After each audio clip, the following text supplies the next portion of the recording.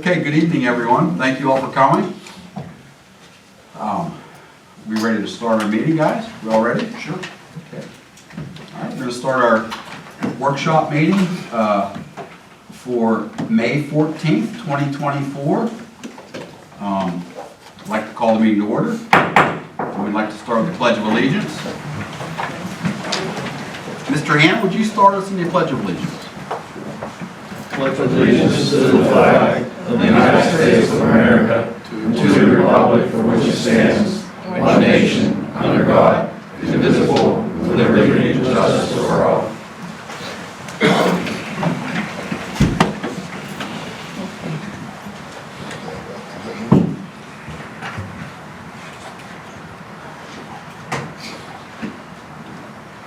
Tim, would you like to do the roll call? Okay, roll call. So I kind of, Mayor Do you want me to do the roll call? No, I can do it. Okay. I didn't know everybody's name. All right, very good. Okay. All right, Councilman Frey, Councilperson Frey, excuse me, Councilwoman Fry. Fry, I'm sorry, Yeah. okay. Yeah. Simple. Here. Okay, Councilman Yonkis. Here. Okay, and Councilman Shields. Present. Councilman Onda, Here. and President Brennan. Here. Okay, and Councilman Bodadian. And Councilman Eads. Here. And that's that. And, Thank you, Tim. okay. So we have registered presenters tonight. Dan Soltes.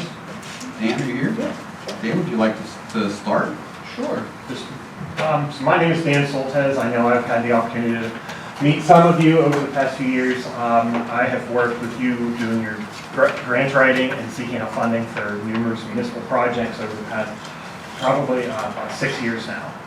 So I just came to give you all a little bit of an update on some things we've been working on. I was just talking with Council President Brennan. Our contract has been sent out for the grant that you all received through DEP for the 3 new garbage trucks. So now that that contract is signed, I know they have been ordered. Unfortunately, it is a bit of a long wait time on the ordering, and I know they have been working on getting the new power supply sent to the Public Works building so the charging stations will be adequately powered. Additionally, there have been 2 grants that have been awarded to help with the Main Street project. That is the statewide local share account, and then a GEDTF, the Gaming Economic Development and Tourism Fund grant. So we did submit for another application for the statewide local share account grant, and we have 2 grants coming up, one due in July, one due this fall. They're both called the multimodal transportation grants. The Department of Community and Economic Development runs one, and PennDOT runs one. They're basically identical programs. They just decided to split them up between the 2 departments. Both will allow for sidewalks for pedestrian access, things like that. So that is going to be the big focus. I know we have been working with KLH and reviewing all the numbers and everything, and we are going to be working with the state legislators, with Senator Brewster, with Representative Paragley, just to say we need to hit this point so we can do a phase of the improvement.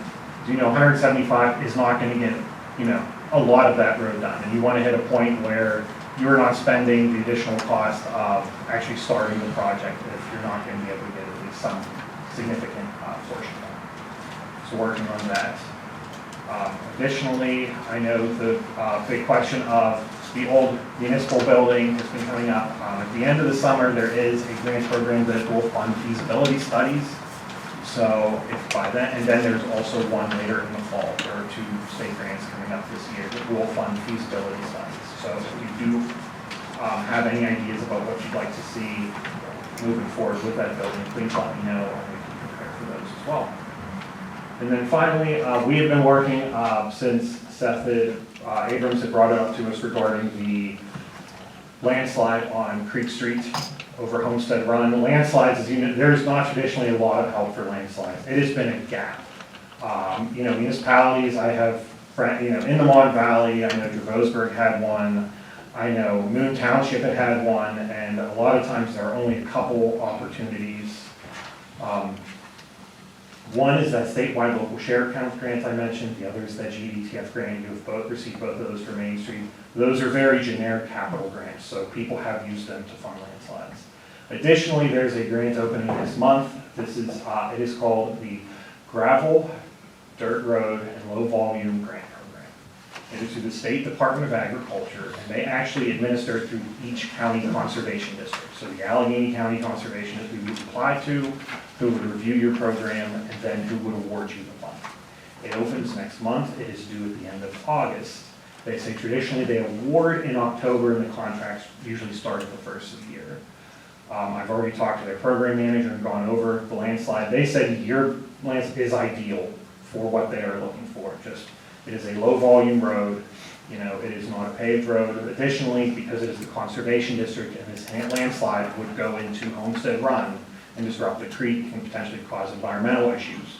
That also. I asked, what is the average award? They said between usually 130 and 160. However, in certain cases, they will actually borrow into the next year's fund if they need to provide additional funding if the project warrants it. One thing that is going to come up, in order for you all to apply, and I want to make sure I get someone in the borough, and they said involved with the road maintenance program, I know the Public Works Director had been floated, but anyone involved has to get something called the Environmentally Sensitive Maintenance Certification. That is offered through Penn State. They do them regionally each month. The only close one coming, you have to have this before we can submit an application. The only one close nearby is July 31st and August 1st in Beaver County. The other ones are either in McKean County, which is up near Erie, or Wayne County, which is northeast of Scranton. So I thought Beaver County, you know, whoever has to do it will not have to stay overnight and drive so that they can leave town hall. Dan, what's that called again? The Environmentally Sensitive Maintenance Certification.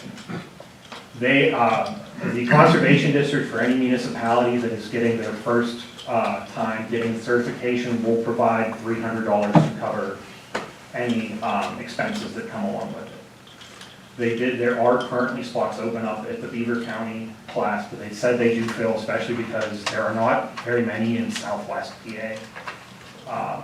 So, you know, like I said, that's really the only other closest one was last month, and it was in Cambria County out in Johnstown. So this would probably be a great opportunity, and additionally, if you were to get this, some of those other grants in the fall, if you chose to use this for that, if you had this funding, that would help move along, say, hey, we have some, if you can help us get more of it.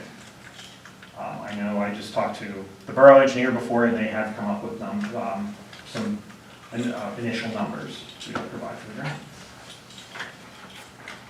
So they have said if you are all interested, they would come out and do a site visit to review the to see the site for themselves, so they can see everything. Who's at the conservation district? Yes, yeah. They were already out. They were just there. They're fast then, because I talked to her Thursday. It wasn't for that. Okay, well, then they will be back to come see it again. But like I said, unfortunately with landslides, it is just a gap. There's just not a lot of funding for it. And like I said, I have been through the landslide issue in your shoes when I was on my borough council, and they're oftentimes very expensive, and there's just not a lot of help that the municipalities can get. Hey, Dan, I talked to you and Matt last week about that Daryl, kind of our emergency management coordinator, said something about a brick loan. I mean, if we could still look in possibly, I mean, he thinks it's still open until the end of May, it was extended. But, you know, we gotta find out. If not, you said it may open again in October? So I checked with Brick, and that's through FEMA. According to, so the federal government has a website called grants.gov. That is where all the grant applications for federal grants go through. It says it closed February 29th. The apply button is grayed out. You cannot select it. I did call to the county emergency services. And I'm waiting to hear back. If they said if there's another source, maybe there was funding provided to some other resource, and if you all can apply, we can definitely see that out. But I know I told you, Mayor, FEMA for disaster funding, they are tough. They do not, there have been weather emergencies and things like that in the state that have applied, and FEMA is not viewed as a disaster. Disregarded as stable at the time. They may churn, so we can. They feature more on things that are really considered more disastrous. Yeah. Road losses and Is there anything with FEMA? I know a few weeks ago, there was a big call between Department of Community Economic Development, Allegheny County Economic Development, DEP, FEMA, no, there's not for it. Like I said, it's so tough for disaster, like I said, what you would call disaster funding, it really has to hit a certain level. DEP does not do proactive work. They have funding if the landslide went into Homestead Run. There is funding to clean up Homestead Run, but they will not do proactive and I know it seems crazy, they will not do a proactive project to stop a landslide from happening. You have to wait for them before they would get involved. And then, like I said, unfortunately with the roadway just being because it's not heavily traversed, a lot of PennDOT and DCD funding traditionally just is not ideal for that. And that is why this other program exists, because oftentimes dirt roads, which they told me there are 6 miles of dirt roads in Allegheny County, which I thought was an understatement, but this is their job to know, so I'll take their word on it. And they said a lot of times, like I said, these dirt roads need maintenance, they need assistance. 6 miles of dirt road in Allegheny, is that? That is what the conservation district told me. Most of it's in Munhall. I find it hard to believe. I know, when she said that, I said, I've got a dirt road near me, I said, I know they exist, but They're very hard to I guess most of them are just shorter length, and if you add them all up, but that is what they told me. So can I ask you, we expended money to clean up the creek there. Are we allowed to apply for funds to reimburse us? Not traditional, usually, almost every grant, you cannot expend any, you cannot ask for reimbursement for something you did before the contract was signed. That contract, and how they do it is if you have an invoice for work dated before that contract date, almost every grant tells you no. Just curious, Yeah, because no, how do you know when you're gonna have a landslide? So how do you know when you can apply for help for landslide? And that's a tough issue, that even these couple grants that do it, grants run on cycles, most grants are not open just all the time for someone to apply when it's needed. So for some of these grants open to landslides, like that statewide LSA, it is traditionally due in November. And at best, you're gonna see it awarded the following summer, if not in the next fall. So a lot of times those grants are they do not move quickly enough. FEMA funding and everything's kind of set up to move more quickly, but like I said, you have to hit a certain level. They're very strict on what they would consider to be an emergency to require funding. Like I said, I'm waiting to hear back from the county. If they do have anything, now we have plans too, and numbers we can definitely put in for it as well. County can be slow in callbacks, I know. I know, I had a call about something from Memorial Day, and since Friday, they still didn't call me back. So could you reach back on the Main Street, because we talked about Main Street program, and when is that grant gonna follow through, or when we can expect to hear any more that we might get? The statewide local share account grants, I know they have been calling people for the past couple months to address any issues with their applications, and I know they finalized that on Friday. The time I have been hearing from people is, they said no earlier than July. Traditionally, when the state budget is going on, grant awards are very far and few between. They usually wait until after the budget is decided before they'll award. They're looking at September to decide on that. Like I said, we have been working with legislators, because we said sometimes they will ask, why haven't you spent it yet? And we said, we need to hit a certain number before it would make sense to bid the project out, because of, mobilization costs and other costs associated with any project. If you do split it into incredibly small phases, you end up spending more in the long run just with the associated costs of any project than if you wait for a significant amount of it. Because we always knew we would probably phase Main Street. It would probably be, a block or a couple blocks for each phase, but to wait, to try to do, half blocks or something. So we just don't want to lose our grant that we've been awarded already, so how do we approach that? We keep very close eyes on when any grant timeline is due. Grants, you can apply for extensions. The statewide local share account traditionally goes for 2 years before, and then they'll issue extensions after the fact. The GDTF grant is usually every year, but like I said, when it comes up in the fall, we let them know, we submit a request to extend it. And they're usually pretty understanding of that, I always say, as long as they don't think the money is going to some black hole and never gonna be spent, they are usually pretty, willing to extend these grants out. Especially, like I said, your reasoning is we need to hit X amount of dollars to make it worthwhile for us to. Otherwise, it's gonna end up increasing the cost of the overall project if you try to do too many phases. So we do keep close eye on that anytime anything comes up. We are usually about 3 months out from any time we send them a notice that we'd like an extension. And then that's reminds me, you did get an extension for the sewer drain, which you're currently working on to televise those sewers. There was a hope, it's due, it was coming due this summer, and there was discussion it could be done by then. However, we said it's just better to be safe and have the extension, so that's been extended for another year. So that should be sufficient time, from what I understand, to complete the sewer project. And then they have already given the go-ahead, because as you were moving through, luckily the sewers were in better conditions in those areas than than was anticipated. So they've said if you want to expand out, if you need to go a couple blocks beyond what the original area was, they said there'd be no problem with that, as long as you're not going to the other side of Munhall and start looking at those sewers. They said if this is an extension of the existing footprint which you listed, that shouldn't be a problem. And that footprint was Main Street, I believe? Yes. Right. They like it. And hey, I mean, that's never a bad thing to find out your sewers are in better shape than you originally thought. So that's where we're at. And then any other questions about the, yes? Go ahead. Oh, I have one. This is going back over 20 years when the federal government had the unfunded mandate for the water runoff. We all remember we all had to have dye testing to make sure no water was going into the sanitary source. We knew this was coming back then, that the increase, the flow in Ravine Street was going to happen. The water has to go somewhere, and that's where it's going. That's where you're having the backwash, and the walls are coming down. And it all comes back to the federal government unfunded mandate going back to the early 2000s. We knew it was coming then. The engineers told us, this is what's going to happen, but this is what they want. I understand why they did it. Alcazam, the weather events that only happen every 100 years, they happen every 2 now. Well, that's where we're at. I mean, I think we broke a single-day rain record in the area this past April. I mean, rain events are pushing everybody beyond the limits, and even people, even with separated systems, the stormwater systems are just completely overflowing, and even the sewage systems are completely. But we knew the flow was going to increase substantially in Ravine Street, and it has.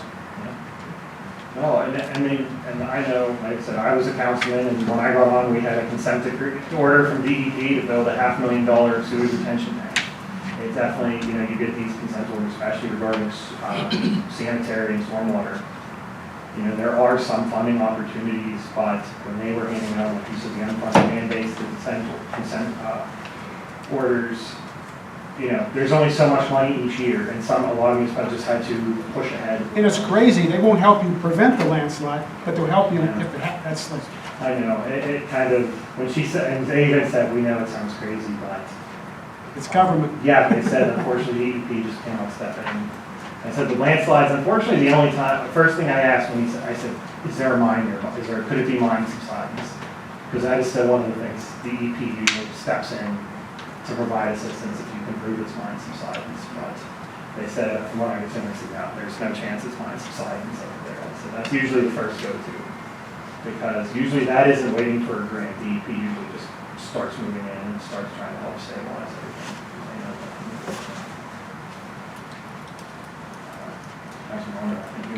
Yeah, go.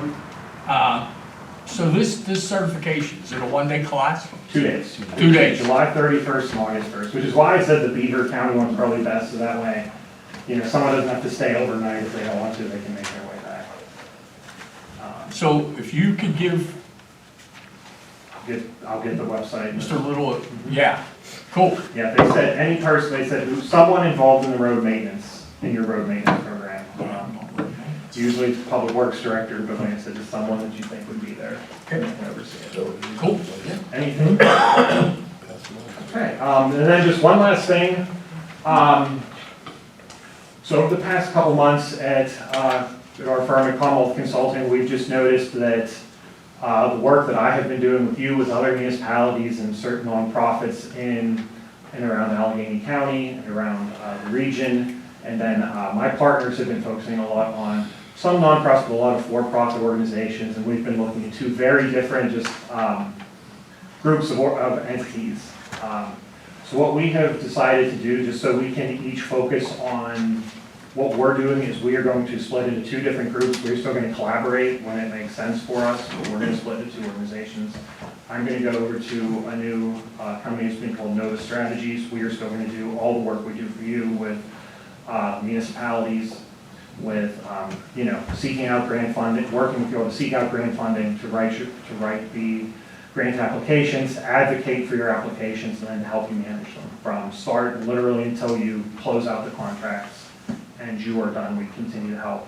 And then, like I said, continue to work with the county, state, federal elected officials to advocate for projects in your area. And then, just so I know I've got to meet some of you, just a little background on me, just because, who is this guy that's talking. Like I said, I've been working with Munhall since 2018, working on a lot of different projects with you all, including the RCAP for the Borough Building, the transportation grant to do the roadway back to the Public Works Garage. We've done sewer programs. We have done the DCNR grant on for your parks that you just wound down, and a lot of other opportunities. I have sat in your chair. I was a borough councilman for 8 years. I was running for my third term, and I decided to start doing this and realized I just would not have the time to do both. So last day I could drop off the ballot, I went down to the county elections office and handed in my paper. Found I'd be get it notarized. Walked next door to my solicitor's office. He tried to talk me out. And I said, no, it's just for the best. I said, in 8 years I can have one hand number of council meetings I missed, and I wouldn't want to do that. Additionally, and this is how actually I met Councilman Eads, I've been a volunteer firefighter for coming on 21 years now. So, I'm from Pleasant Hills, and they said, well, how you as Tim knows, Pleasant Hills comes down, we come down to the Mon Valley. So I've been over that time, and my family being from the valley, my mom's family is from Turtle Creek area. I say, my grandparents were working at Westinghouse Air Brake. So I said, you really can't get, have roots better than that. So I definitely love this area. Like I said, I was born and raised here. I'd love the opportunity to continue working with you all. If you're interested in a proposal, I'm happy to send one over. If anyone would like to talk to me about it further, like I said, you would not see any kind of disruptions in the work that we're doing. And like I said, I'll continue to work hard for you to make sure that we can get you the funding for any of your priorities. So you're going to be working with municipalities? I'll work with municipalities, and then some of the other groups. I work with the Allegheny County Library Association as a whole, advocating for libraries. And then I work for, it's called the Pennsylvania Association of Nonprofit Organizations. They're an association that works across the state advocating for nonprofits. So would this be a new contract we'd have to have set up with you? We've been working on this, and when your contract ended a couple months ago, when we spoke to Seth, we said we were just going to go month to month because we've been kind of working on this. And we didn't want to make you sign a contract and then 2 months later tell you should, do that. If you need, like I said, so you're currently out, we're happy to provide paperwork for you all just to, say that there are no issues and that you are free to come and do anything.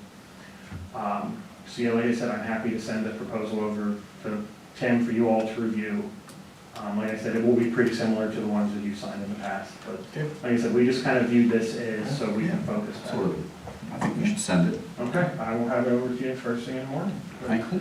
Like I said, no, I appreciate that. And then any other questions for me, and then I'll have you get you my new email address, and like I said, have to continue working with Tim and then with council members, like I always say, as I was one of you, I always say, if anyone ever has any questions for me, if there's ever any projects, I know we've talked about the cemetery, I know is always a tough one, and I was talking with someone today about how a lot of the old cemeteries that are nonprofits, they struggle because they're trying to fix them up, and there's just not a lot of opportunity. It's really, You know, I'm in Pleasant Hill, my cemetery is Jefferson Cemetery, they do not struggle. They're doing pretty well. Yeah, he does not struggle. I always joke, he's only developed about a third of his property, because his cemetery goes into Jefferson and South Park. So, yeah. They said they had like 600 acres. Yeah, oh no, he goes the whole way down, you know, Curry Hollow Road and everything, he goes the whole way down to Cochran Mill and to Jefferson. He's only developed, cleared about a third of the property now. Yeah, it's almost a third of Pleasant Hill's Jefferson Cemetery. Oh, wow. It's 2.7 square miles and 0.75 is the cemetery. So, Wow, I didn't know that. yeah, if you look at a map of Pleasant Hills and you see this huge green area. It's the biggest homestead I in wonder how Munhall many together. acres Yeah. between the 5 cemeteries we Yeah, have I know, starting he's- on Main Street in Yeah, but Compass. the owner still lives in Pleasant Hills, he lives in, Yeah. yeah, but, no, thank you, and like I said, I'll get everything over, and then like I said, any questions, please let me know. Dan, thank you for Thank you. coming. Thank you. No, absolutely. We appreciate all your work that you've Yeah. done for us in the past, No, and we continue to hope to work together. oh, absolutely, like I said, working my time on, as a borough council, like I said, I always just appreciate, I have appreciation for what you all go through in the projects you need, because, you know, for these projects, some people, how do you get elected official? We have to act, we have to make our case, you know, to make sure that they know how important a lot of these projects are, and how important it is for Munhall to continue to improve the community. So, thanks, everyone. Thank you.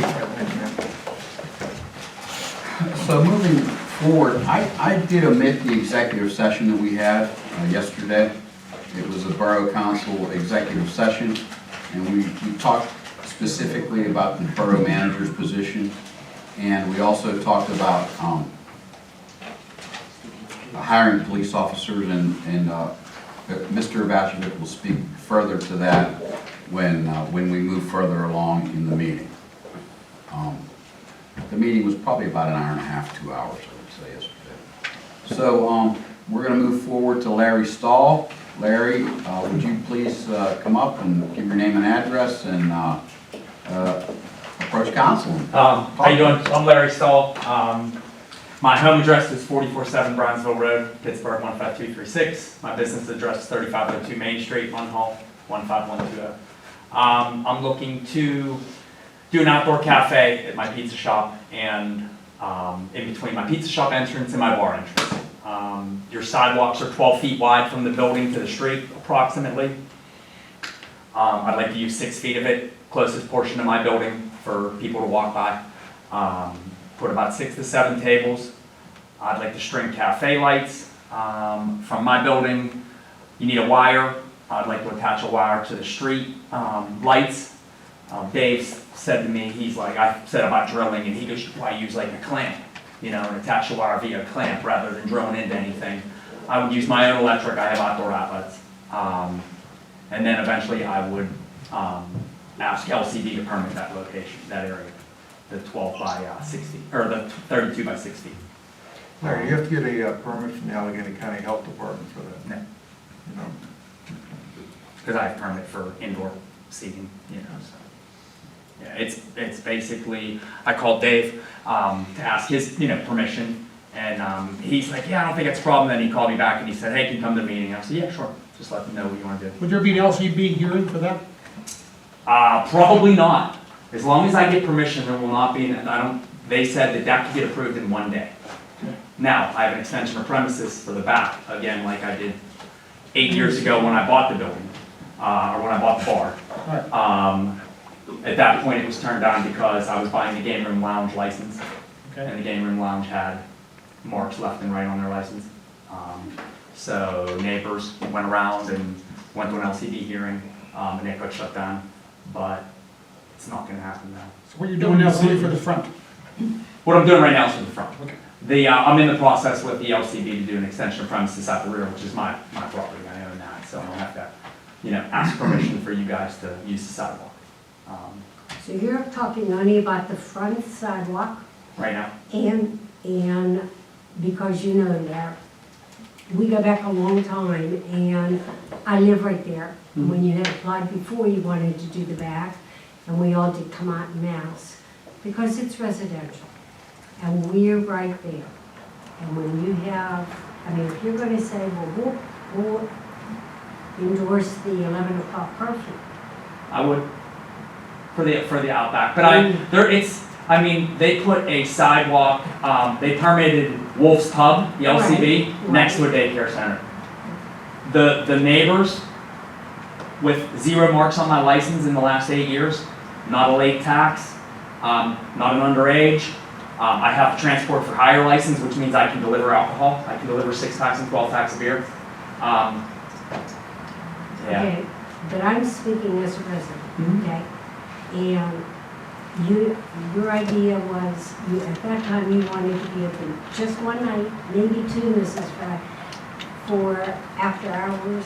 No, it wasn't after hours, it was during operating hours. Okay. Originally, Was what it my not? plans was for, New Year's Eve? and No. St. Patrick's. was for St. Patrick's Day, Right. was original. But we're not here to discuss that. No. It's already in motion on that. What I'm saying to you there is, it's residential, so. But people you're buy citing- homes in residence, in business districts, to be able to walk to things today. It's 2024. Oh, yeah. People want that. So, I mean, we're not here to discuss that. You know. I think we should discuss that, because I'm just saying to you, Larry. What did you I do know with you're Wolf's Pub, very, right very- next door to a, that's not in your backyard, huh? Larry, I wasn't on council. It doesn't, you're a resident, but it's not in your backyard, Wolf's Pub. They're right next to a daycare center. There's Whiskey's, and then there's, what used to be Randy's Beer Barrel, I can't think of the name of it. And then all of a sudden, we have all the bars having their outside. It would be a great atmosphere. You'd have young It people depends on moving your- in left and on right. your age, Larry. You'd have young people moving in left and right. I mean, And old people. Lawrenceville's booming. Look at It'll be like a Lawrenceville. Lawrenceville atmosphere. Look at Mount Lebanon, look at Squirrel Hill. They're everywhere. Outdoor seating's everywhere today. But what I'm here for is outdoor seating for the front sidewalk. We understand, thanks. For now. Yeah, so, Did you submit drawings? I mean, obviously. I have a little sketch. I mean, something needs to be approved by Dave. We obviously want to make sure you're not obstructing pedestrian use of the sidewalk. It's so- 12 feet wide. I would take up I hear 6 what you're foot. saying, but Yeah. I'm just, as a solicitor, I would recommend to council and code They're already on Main Street. that you submit a drawing of the use and just so the dimensions. Yeah. Okay, so there's no dispute down the road, like someone thinks it's bigger than we thought it was gonna be. Yeah. Okay. Yeah. So what do you need from council? Just an approval that I could use 32 by 6 feet of my sidewalk. And if you'll let me string a wire so that I can string cafe lights across the road, like closest one that I can Across the think sidewalk, of. not across the road. Across the sidewalk. Closest one I can think of is the new bank down on 8th Avenue. Okay. They have them going from poles, across the road, across from the You front. talking about the axe place? Yeah. They call it the bank, I think, the complex. And you have a formal request then to the borough? Is that a formal request? Did I email you? Yeah, but it wasn't really, I mean, it was just what you needed to do, that's all. Yeah. I mean, he I can can- put something on letterhead in there. Yeah. cool. One thing I do have to say is since the pandemic, LCB has changed their Laws. laws with the outside seating. Remember, they didn't want everyone inside, so they said let people go outside. That's why we allowed Fox's Diner has outside seating, and so does, what's Pub. Joe Nunez from Stone would like to do the exact same thing. I don't think Larry's gonna cut a trash can out and put his tables in. Maybe not. It would go from the entrance of my bar, if you're looking at the building, the entrance of my bar is to the left of the building, which goes downstairs, and my pizza shop entrance is to the right. So like, it would go from the railing of the ramp, kind of stretch over to the entrance of the Stoney's bar. had the outside for a couple of years, right? Stoney doesn't have anything outside. Nothing No. outside? He did No, it for he Cinco de wants to- Mayo. He did it one day. Yeah, for Cinco de Mayo. but he said to me, he said, It was only one day. I think it would be between 6 and 7. Yeah, 4 tops. And I think he was supposed to contact you, Boomer, on that, because I stopped in there Oh, the one day. one day, and he said, I said, I called Boomer to make sure it's okay. A one-day thing, I don't think it'd be, a big Probably thing. so. Guys, we permit Market Street, or Market Right, Days that's up what I there saw. also. That's another thing that we allow. Right, I Up saw there. that at Market. That's when I saw Stoney's had the tables. Yeah, They did it for Cinco de Mayo. yeah. Do we have to vote on that? We will. I believe we will have to vote on it, right? Yes. Right. Yeah, you're allowed to use public property, so. Right, so we'll have to vote on it. Yeah. So give us a formal request and give us your drawing so the solicitor can look at it and we can vote on it. Alright. It'll be voted by And then can you get on next meeting? Not sure, but we'll look at it. Look at it. All right, thanks. Thank you. Okay. So I employ 25 people in Munhall. thank you so much. You employ more than me. I employ way more than everybody on Main Street. You employ my son too, I think. Maybe I can't find him. Step up in that cab, please. Okay, we'll move on to public comments. Public comments are limited to 3 minutes, and the public comments are on any public comment.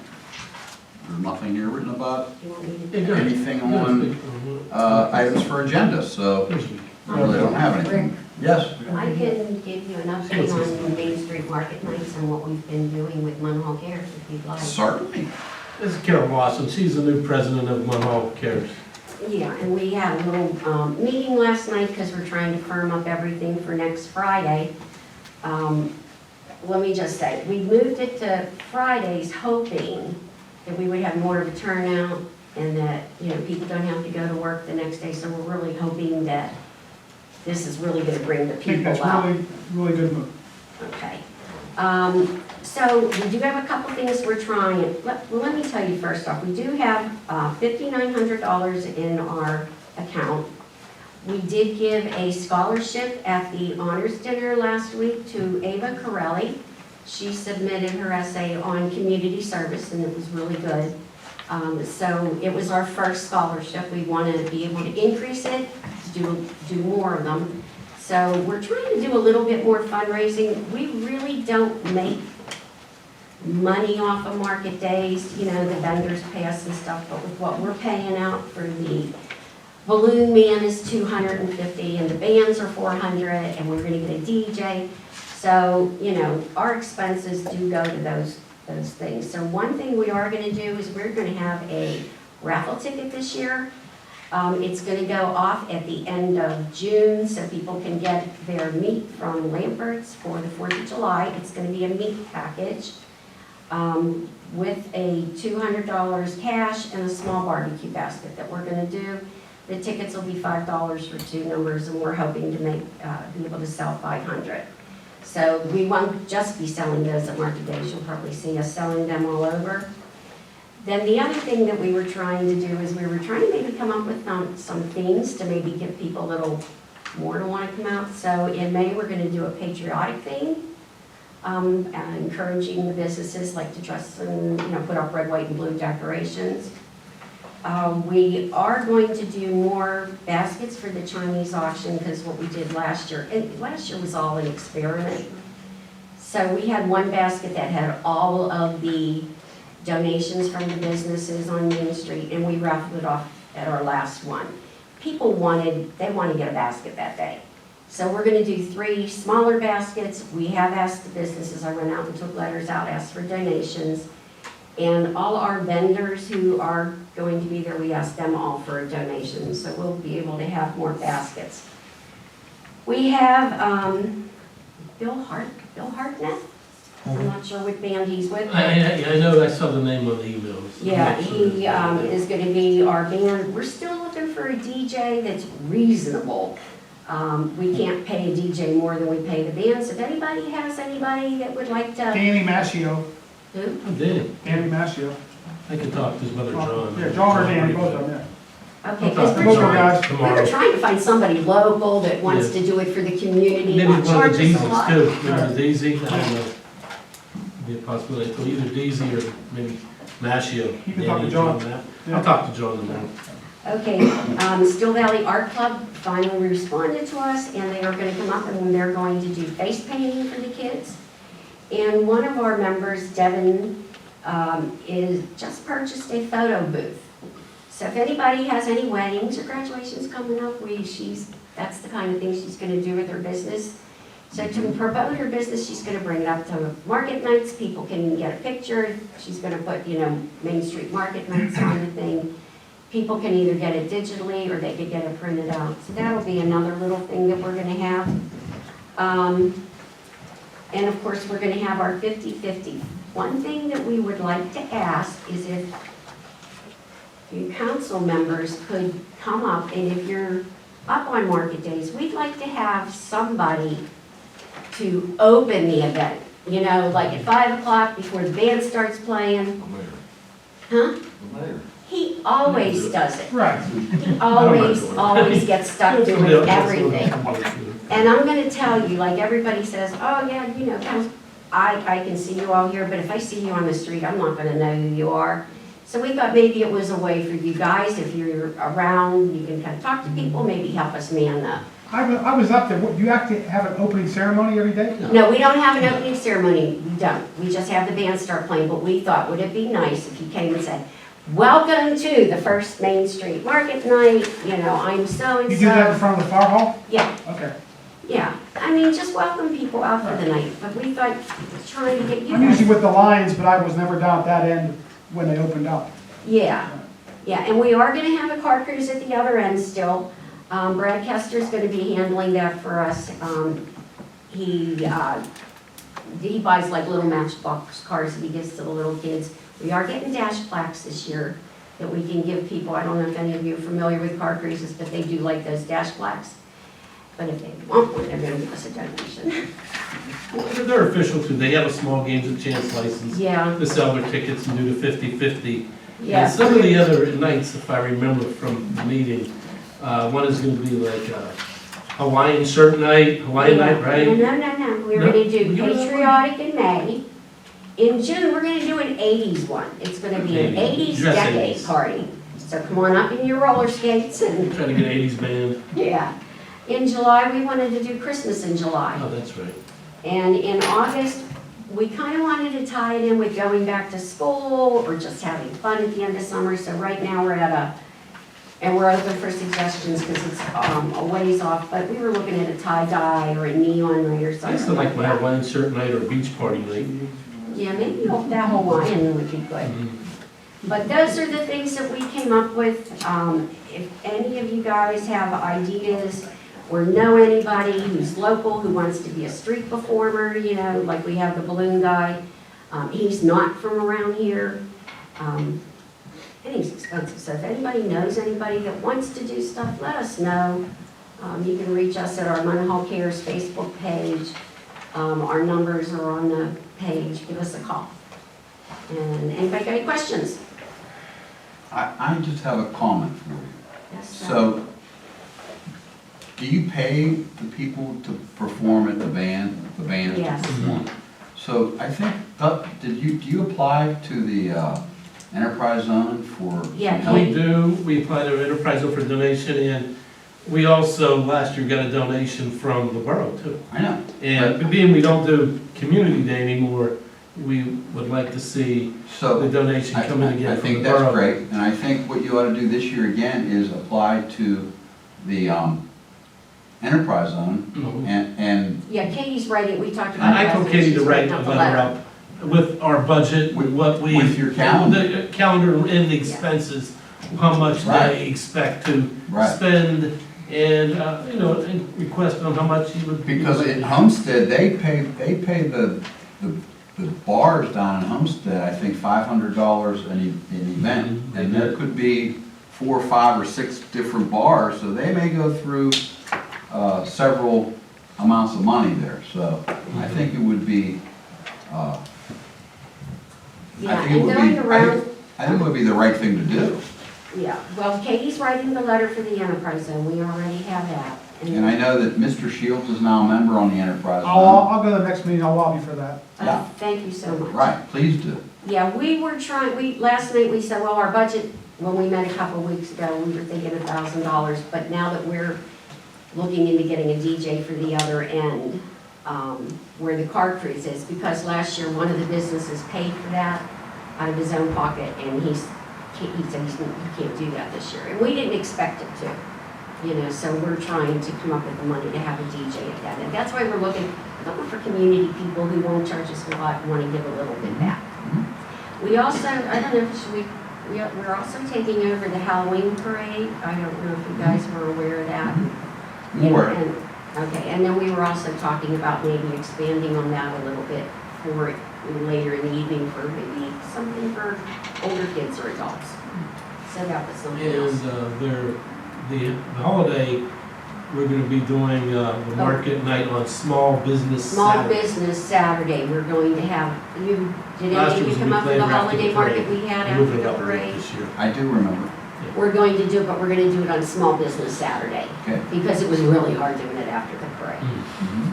So, like I said, we're here, anybody has any suggestions, knows anybody, whatever, we're here, Awesome. I mean, So, anybody's looking, they always need volunteers too. oh, yes, we need Anybody volunteers. willing to help, if you know someone that wants to help, Yeah, and mainly, the only, just get in contact through the Munhall Cares what we're looking for Facebook is page. people to volunteer, we're helping us sell the tickets for the 50-50. baskets and the 50/50, that's really all we need. I heard the mayor is very good at blowing up balloons and making little characters. Yeah, and then we, have to get the one guy. Yeah, so that's where we're at, and everybody that I had a chance to talk to today, I did get some donations from some of the businesses up there, they doubled even, because they see we're doing 4, and they just were so impressed with last year, they just loved it so much that they can't take it, so. That's great. And Okay. I'm sure if you give us your itinerary, we could put it on our website. We'll do that. Absolutely. We'll do that. Thank you. Okay, thank you. Okay. Anyone else have any comments? Okay. So I'm going to move right to our solicitor because in speaking with him, he has some important things to give to us, some information. So, Mr. Vashvik, I'm going to give you the floor. Thank you, President Brennan, and thank you, Council, for allowing me to attend tonight. Normally, I don't attend this meeting, but next week I'll be out of town, so I won't be able to attend the legislative session, so I'll be giving my report tonight. And let me begin with an item I know that was discussed last evening. This is regarding new police hires. So as Council is aware, and the public, if you've been at the meetings, we approved a new collective bargaining agreement with the police union, which took effect on January 1 of this year, and it continues until December 31 of 2027. And in that agreement, there was a provision we included as an enhancement to try to entice officers who may be working in other communities with experience to come to this borough. As everyone knows, there's a crisis in Pennsylvania and frankly all over the country in finding police officers. The number of candidates that apply for positions has dwindled, and it's very difficult, and all the municipalities are competing against each other to try to find police officers. It's a real challenge. And so Munhall Borough Council came up with an idea to create an incentive for officers that could be working in another community with municipal experience, and they might be interested in coming here and taking a position, but they don't want to go to the bottom of the pay scale, and they have experience, but under the CBA, the CBAs that have always existed, they would have to do that. So the plan was to provide an incentive for vacation based on years of experience. So it would have been a 50% credit. So for example, if an officer had 2 years of experience in another community and it was approved by this council, then the officer would be credited with 1 year of experience and move up as a first-year officer on the vacation schedule. And the intention at that time also was to include the same type of provision for the pay scale, because new officers that are hired are on a step scale. They don't come in at full pay until, I think it's the 3rd year without having it in front of me. So they're at a lower scale, and that's very common in these agreements with the police officers.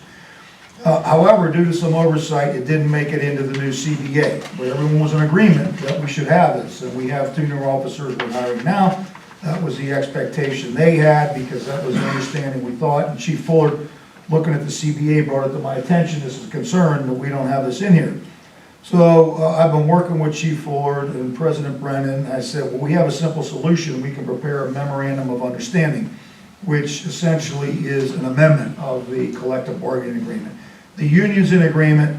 I believe council's in agreement. They'll let me know if they're not. I've drafted it. I'm working with Chief Fuller and Manager Little and in consultation with President Brennan.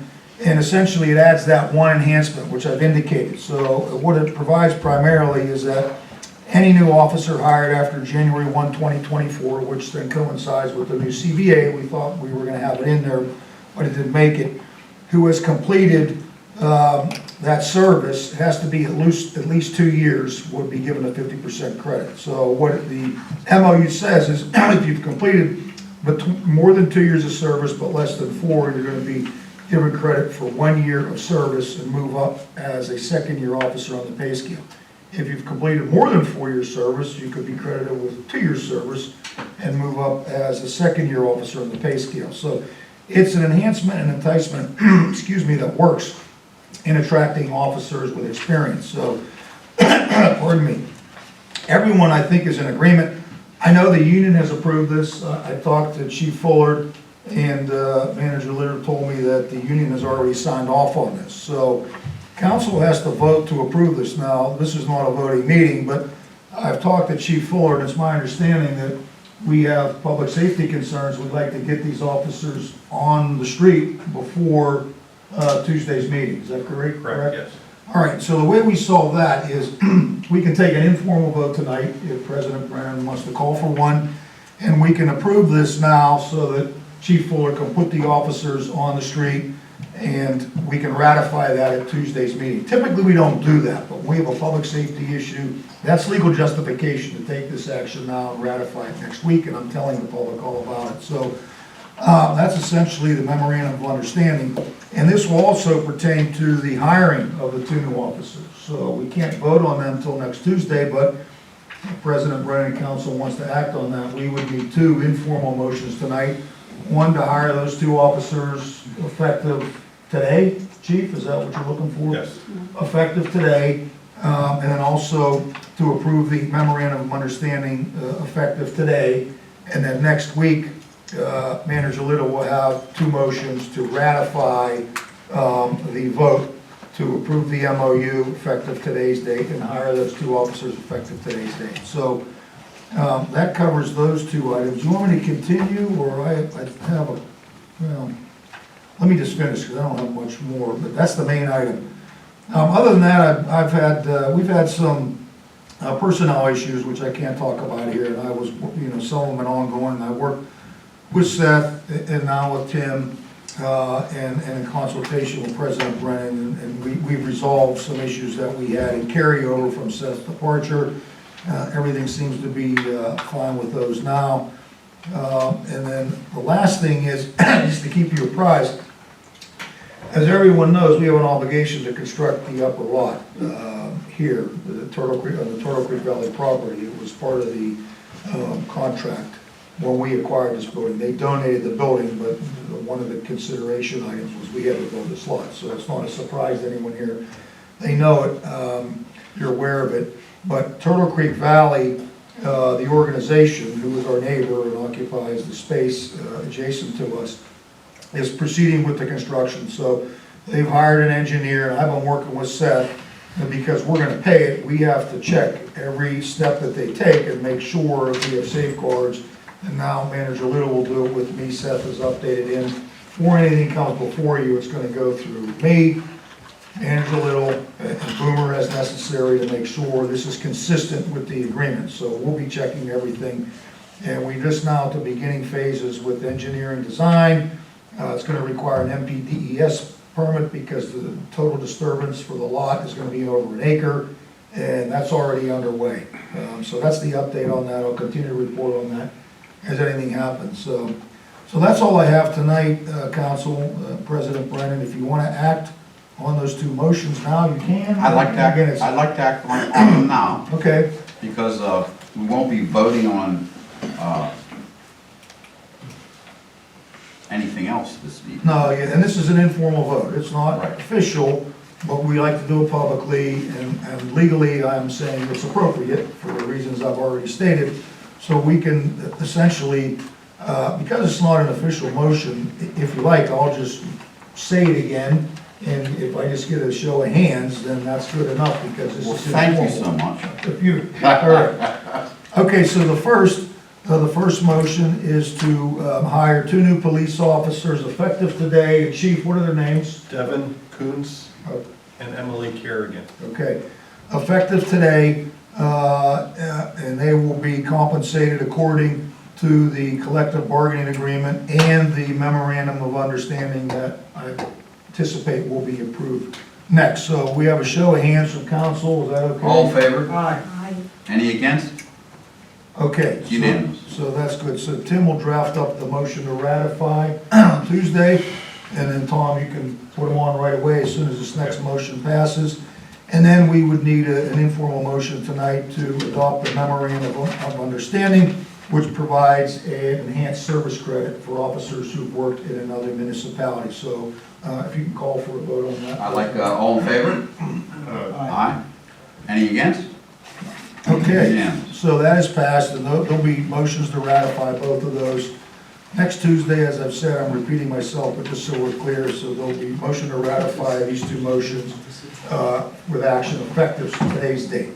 Okay, Chief, so you're good to go with that? So Chief and Mayor, are you gonna have these officers be sworn I in? would love to swear him in next week, and just a quick comment. Devin Coons is a City of Pittsburgh police officer, so he's coming in here and everything has checked out on him. He is really tops. And we're adding another female to our force, in Emily Kerrigan, who has 2 years' experience. Is it in Turtle Creek? And we've gotten 2 really good officers coming in, and I couldn't be happier about it. They're much needed. Thank you. Thank you. So we'll meet them next week? Yes. Great. Thank you. Thank you. Thank you, Mr. Solicitor. All right, so let's move forward to standing committee reports. Do we have a finance report? Yes, we do. I'd like to again thank Seth for talking me into taking this position and leaving in 6 weeks after.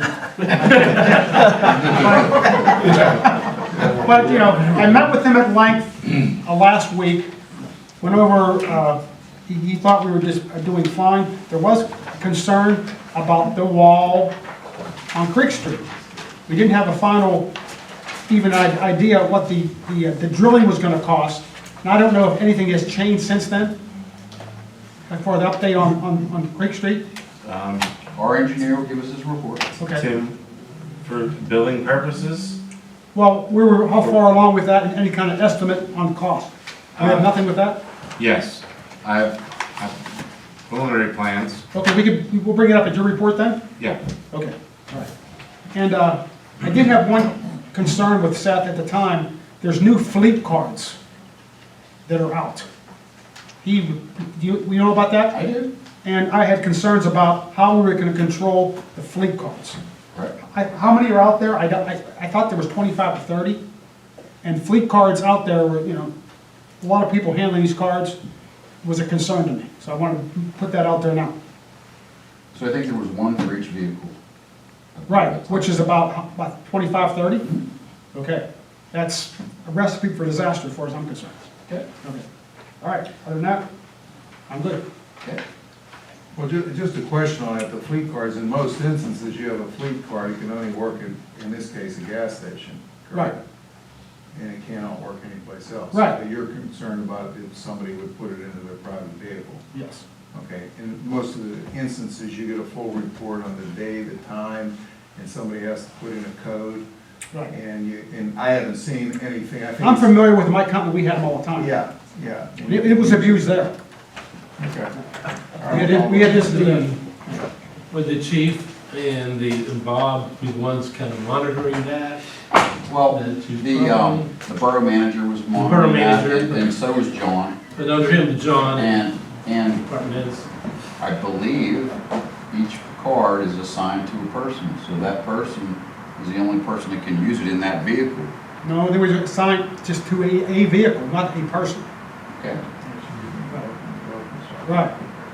And the department head, the police department and the public works department, they should, more closely watch that. And if I get the report, Tom, I don't know if you get the report, and Bob, I don't know if you get the report. I think it's WEX, W-E-X, is that what it is? Yeah.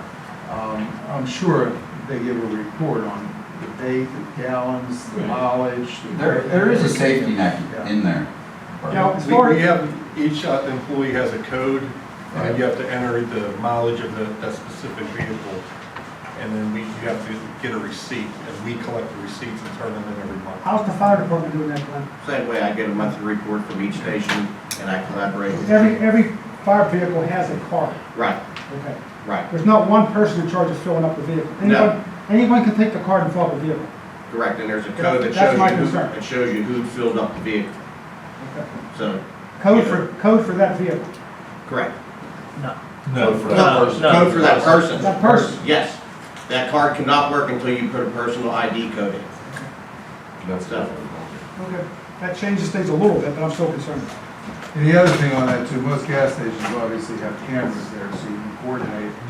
If anybody has a suspicion, a department has a suspicion, that, somebody's putting gas in, and you can coordinate the time with the camera from the gas station. And the I had cards, one station that asked me about, if we can keep it local more. well, I was just gonna say that, the cards can still be used at Listac, right? They can still be used there, yes. Right. Or police cars, Yeah. I know the You can fire. still, you Yeah, go to they've Listac. asked me if it can be, they seem to have lost a lot since Right, I know that Listac, too. so they've approached me on it, and they've asked, and I know they can use them anywhere now, but they've asked, There's a, hey, can you tell where you guys? they Listac can has still changed use them here." hands, but they're local people and they're trying to keep things going. Hopefully, we can still give them a And they business employ during local working guys, hours. right. I think what initially happened on that, Rod, was when they had switched hands, it wasn't initially on the Wex list. Okay. Like Right. in the transition. Now it is. Now it's back on the Wex, that's, I think that's where the confusion lies. Okay. And I would like to see more of our departments, you don't have to use it all the time, but more of them when possible, use local. Okay, I'm finished. Okay. All right, let's move on to our Public Works Director. Bob? All I have is the new F-550 came in 2 weeks ago. It's not lettered yet, so it's not really in service. But, and we're trying to keep up with the grass and the potholes, and we'll be out there. Good. Any questions? Any questions for Bob? Thank you, Bob. Okay, Parks and Recreation? That's mine, and we did have a meeting on May 6th, which is our first Monday of each month at 6:30 upstairs in the community room. Kevin and I were there for council. Wanda was here as a resident. We were talking about things that we might like to see. I will tell you all that we were approached to use the Kennedy Park gazebo for a wedding ceremony, and somebody said, well, we could charge them. And we were of the opinion, I don't think we need to charge them. For them to use our gazebo, to enjoy that, gives our borough, a nice thought, in my opinion, and in the committee. Secondly, we're thinking about, we have 5 parks, if I'm not mistaken, Mr. Vicey, in the borough. We have Troutman, which is in good shape. We have Wood Hill, which is in good shape. We have Vine Street, which was just all updated. Kennedy, which is the one down there in front of the library, and the other one's Video. And we thought that maybe, when we get it together, maybe we could talk with Dan about doing something like pickleball or basketball courts over there. Because Over where? over there on Video Drive, which is the park right across from, in that plan, across from It's St. really a small Elias. park. It's really a small park. Yeah, right, but that's what I mean, we don't need playground equipment and all that, but it'd be nice for kids to play basketball there, or people who want to do some pickleball, just give it a thought. We're not talking massive, and if anybody is interested in coming to our meetings, we would love to have you. As Carol was saying, everybody needs help, and input is wonderful. I did talk to a few residents on Video, and they said right now there's not a lot of children, but there's a lot of seniors. And you know what happens. The seniors will move out and younger people move in. It'd be nice to have a little park their kids could possibly use, even if it's pickleball or basketball. So that's one thing. And we'd love to have anybody who's interested in coming. Secondly, in regard to the Munhall Borough softball park down here at Woodhill, I talked with Brianne, and there was an incident right there in the beginning of the season. They were cited for not wearing gloves and for serving chicken undercooked. Now, if my chicken, be it in a restaurant or there, if my chicken was undercooked, I would have walked over and said, the chicken isn't cooked correct, and they would have recooked or they would have offered you a refund. But this person went to the health department. I think that was extreme, that's my opinion, but going to the health department, since then, they are now working with the health department to make sure that the concession stand is up to code. But Brianne also said that now they have to spend $2,500 to get a commercial refrigeration system, because the system they have is more, not commercial. That will cost them another $2,500. And if you go down to Woodhill, you will see. That place is phenomenal. The kids, the parents, the grandparents, everything. And I just wanted, she asked me to bring up the parking situation, because as we all know, it's really hard down there, and they're blocking driveways, and they're on people's grass, just everything. And they wanted to know, apparently they talked to Rob about parking the up basketball on the courts, and I courts. mentioned it to Tim, and he said we could bring it up at the meeting. But go ahead, you're bringing it up, it's Well, fine. that's it. They want to know if they can, on some nights when they're really overcrowded, so the residents aren't getting hammered with so many cars in the street, if they can use the basketball court. I don't know if it's 1 or 2 nights a week. Did Brianne say to you? I don't think it's many. I think Thursday's their big night for some reason. Well, they're not there on the weekends, The girls.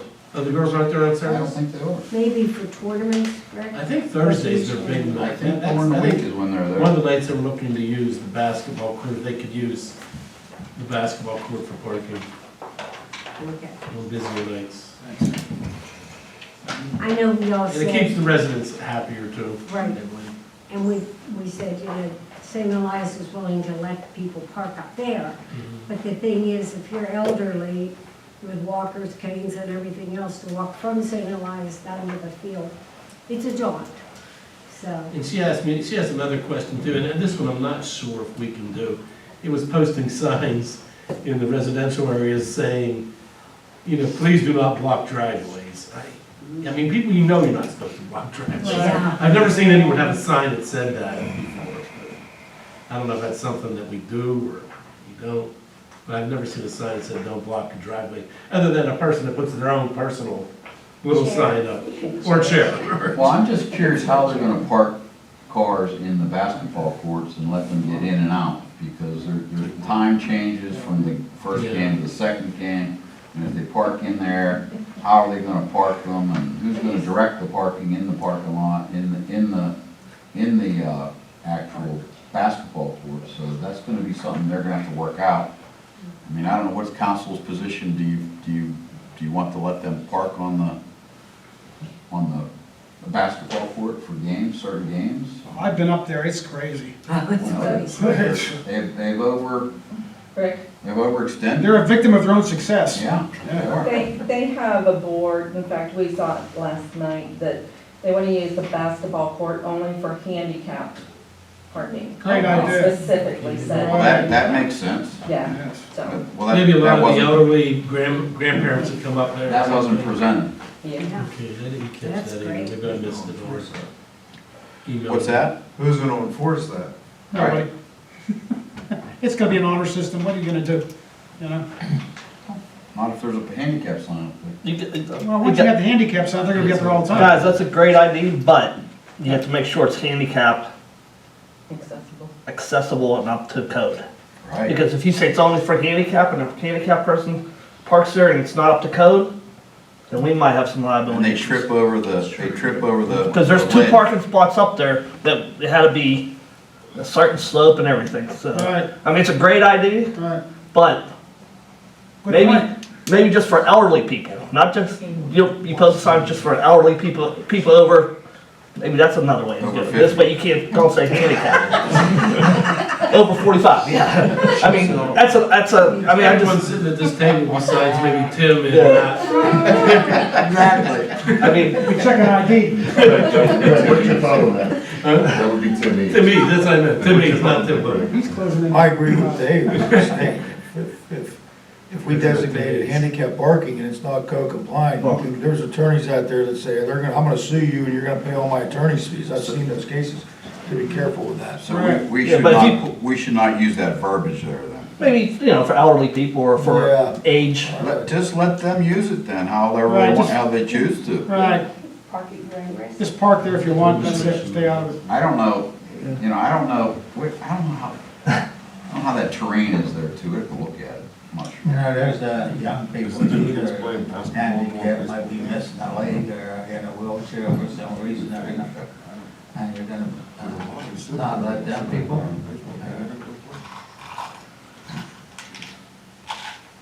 Well, what do y'all think? We don't have to, we can discuss it next week, but if we want to vote on something like that. I but- don't know, is it a voting matter or is it I don't think just it's a something voting that I know matter. it's okay? Yeah, it's no parking. Hey, knock yourselves out.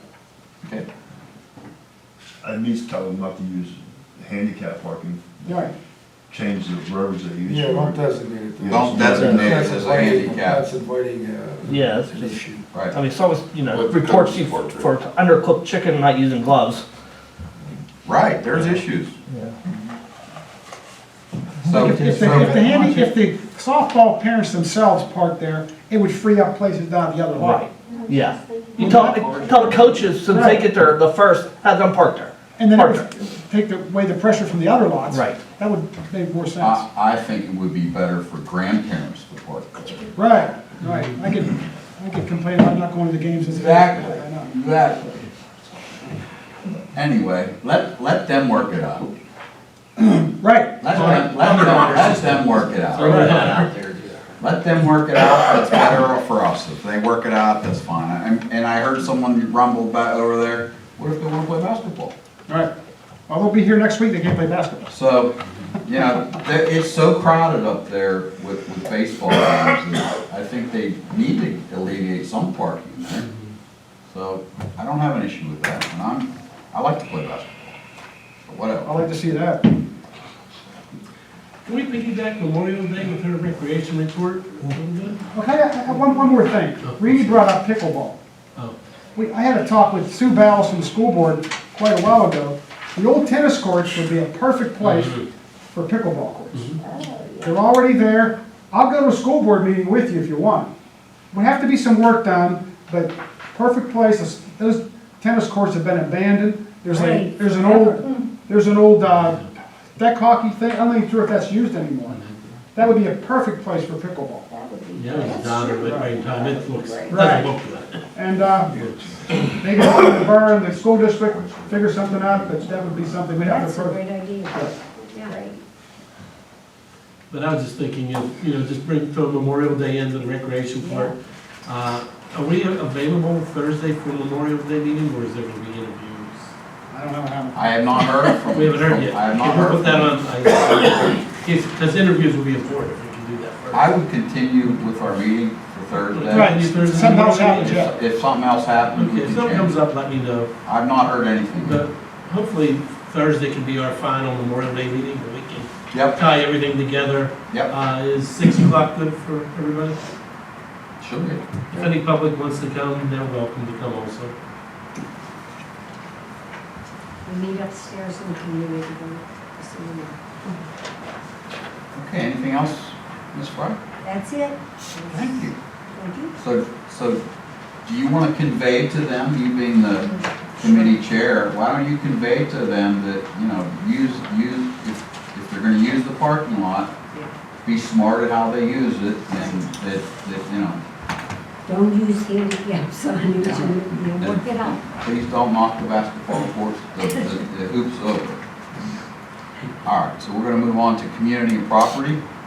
Dave, do you have anything to add right now? I'd like to talk to you about maybe changing the date, the time. The day's good. Sometimes during the summer, it's not gonna work for me to be at 10 o'clock in the morning. I certainly agree. And it doesn't work for you either. Right, we can do that. If we could change the time, it would be better for me. Okay, we can talk about that. Yeah, we can talk All right, we can do that. We'll have to change the advertisement for it, but that can be done. Okay. All right, so we're gonna move forward with code enforcement. You have a copy of my report. The only thing I want to say is, the last 2 weeks I drove around Munhall looking for people that had high grass. I sent out 228 notification letters for people that had high grass, and there's probably another 20 streets I need to go on. So, Everyone has high grass right now. well, I've heard a lot of excuses. I call them excuses. People say that I work, and it's been raining. I tell those people, well, I work a full-time job, a part-time job, and I cut 3 people's yards. Mine, my daughter's yard, and her neighbor, an elderly lady. I said, if I can do it, everyone should be able to do it. There's a difference between high grass and overgrown. There's like, 12 inches is our right, thing, and 12 inches is only this high. right. And grass grows around this time of year like 4 inches, if not more, each week when it rains. Per day. Yeah, Yeah, I've cut my grass 4 times in the last 2 weeks. exactly. What about abandoned houses that nobody? Abandoned houses, we haven't even gone around to, because we usually wait until we hire the summer help. We have around 70 abandoned houses and 33 empty lots that our I mean, public works cut. this ain't grass growing, it's, Yeah, weeds and everything. and they go, oh man, a good 6 foot in the air. Our public works, once I get summer help, they'll start going around doing them and then putting a lien on the property. That's how we handle abandoned houses. But it's an eyesore. Yeah, well, So Dave, how high do you say for high grass? 12 inches. 12 inches. Yep, that's what our ordinance says. You can't even see that. What's going on with the cars on Ravine Street that are parked on the sidewalk? That's a police issue. The police are handling that. Is that a sidewalk? It is? Yeah, but I think it's a sidewalk, Chief. I was It's told always about, been a sidewalk. One thing with, like, the cops do allow in certain areas people to park on the sidewalk, only because there's several people down Ravine Street that park because their cars have been hit several times. But it's not an intersection, it's not at a light, Yeah, I mean- and people come around that corner, somebody's gonna get killed there. Like, the police are looking into it. is there abandoned cars on Ravine Street that people are working on? Yes. Okay, that's what I heard. Yes. What's the story with that? It's a hobby. I don't believe that's a hobby at all. Yeah. It's not one bit. It's a hobby. It's not a hobby. That's what he told the The code gentleman enforcement that, officer. the gentleman that is working out of that area, it's a general service area, you are permitted to have a garage there. He was a one-man show 2 years ago, 3 years ago. He got around 2 employees. I've gone down and talked to him, police officers have talked to him. We're watching him. We're But he seeing out. also doesn't have water, We're keeping an eye on he him. also doesn't have, facilities. So where are these people going to the bathroom? How are they washing their hands? If you don't have water, you can't live in a house. If you don't have water in a business, how do you have a business? Cannot do it. All being There's cars down there out of inspection on the sidewalk. So we have to do something about it. I mean, we can't say, well, it's a hobby. I mean, I have a lot of hobbies, but I don't have abandoned cars sitting everywhere. Well, I asked him about the 3 guys that we know are working. They barter services for each other, he told me. He doesn't pay them. That sounds like, it's Right. ridiculous. Yeah. We're even discussing such a thing, it's just like, it's. So crazy. Right. is it, Like I said, So- it's being looked into. if it's a sidewalk, chief, do you handle that? Great. I'll look into it. I don't know if it's a sidewalk or not, but I'll do it first. How do we find out if it's a sidewalk? Put in some type of, where you have to have a license or something to be in business. Well, if he has a business, he has to have a permit. It's Well, he has an occupancy permit, I mean, Well, and he can't conduct his business on the public street. So if he has vehicles he's working on, he can't work on them in the no, public street. he works on the And if inside of they're his not lot. registered, Oh, they no, can I've seen be them working towed. on the street. So there are a lot of solutions. That's what I was there. told. He's working on the street on vehicles. Well, he can't do that, and if they're, and if they're not registered, they can be towed. Exactly. Yeah. And more like, if you're unregistered on the street, they're abandoned, take them away. There's vehicles with no tags, no They may not be inspection abandoned, they're sticker, just illegal. They're either way. no inspection sticker, wrecked, sitting right there on the sidewalk that's not a So sidewalk. does he say he doesn't have a business and it's just his hobby to play and tinker with cars? 2 years ago, when he, well, two and a half years ago, I'd go have to look back, he said it was his hobby, to work on cars. Do we really think that's a hobby now? Not now, no. Okay. Well, he can't do that hobby there. It doesn't matter what it is, he can't do it there. Yeah, I mean, he It's a doesn't, hobby. he Well, doesn't have, no, doesn't have no water. if it is a garage, he is permitted to have a garage. It's a general service But area. there's no water in the garage. Well, he has an outhouse. He has, Where's the outhouse? no, he has a porta john now. Where's it at? I'll show you. You gonna show me? Yeah. But how's he have a business in there with no water? If he doesn't have employees, you don't have to have it. He has employees. Even if Like they're I said- foreign, they're still employees. We're looking into it. Look into it, Dave. Yeah. I mean, he has all the right answers, Vern. It's amazing. Oh, they always do. Well, Yeah. that's But we need why to we stop gotta it. maybe come Well, up we with. have some- the right right answers, but we're not enforcing it. Some type of, That's why he has the right answers. Believe We me, need to enforce guys, it. being looked into. That's all I keep that's all I saying can he's say. being looked into. Now, let's move Oh my forward. God, all you want, Dave. It needs to be taken care of. Let's I'm move tired of the forward. complaints about it. Tim, we're gonna look forward to it, and you can give us a report next week. All right. Let us know what's going on next week, all right? And then we'll move forward, all right? And then, where are we at here now? Are you done with your code enforcement? If there's any more questions? Did you take care of Pizza Hut? Oh, yes. The Oh, dumpster the Pizza Pizza Hut? Hut. Here goes my thing. I went up there 3 times, talked to the manager. All right? I sent the owner of the building a letter. I just recently took him to the magistrate. I have to wait 30 days for him to be able to appeal it. He was found guilty. He didn't show him. So it was a $1,000 fine. For, The gate around the dumpsters, Right. it's not in proper condition? no, terrible. Okay. But I went up there 3 times, talked to the manager up there, sent a letter to the owner of the property, took him to the magistrate. And he Do we did not have an show. ordinance stating he has to have a gate around it? No, my house be in good condition. I mean, there's loose, Just asking. yeah, there's, Apparently, when it was wrecked into one time and he never fixed it. He never got a new dumpster, never repaired what was, the fence around it was broken, right? right, and it just got worse. And he left it go. Yeah, So he needs to be cited. yeah. He was found guilty. Maybe not the manager there, but it's the The owner Pizza of Hut the, company, Pizza Hut needs to do it. well, no, the owner of the building has to be. The owner of the building, okay. All right, so let's move forward. I think we should talk about that next week as well. Okay. All right, so, we're gonna move to public work. We already had public works, didn't we? Twice. Yeah, let's talk with our engineer, because I've been waiting to talk to our engineer all night. Right. Yeah. I'm gonna go with the first one here for 1900. I'm gonna let Rich Nance from Skelly and Lloyd give us a presentation on the report that was given to council last month. Thank you. And then Rich can take off. That's all right with you. My shoes are on.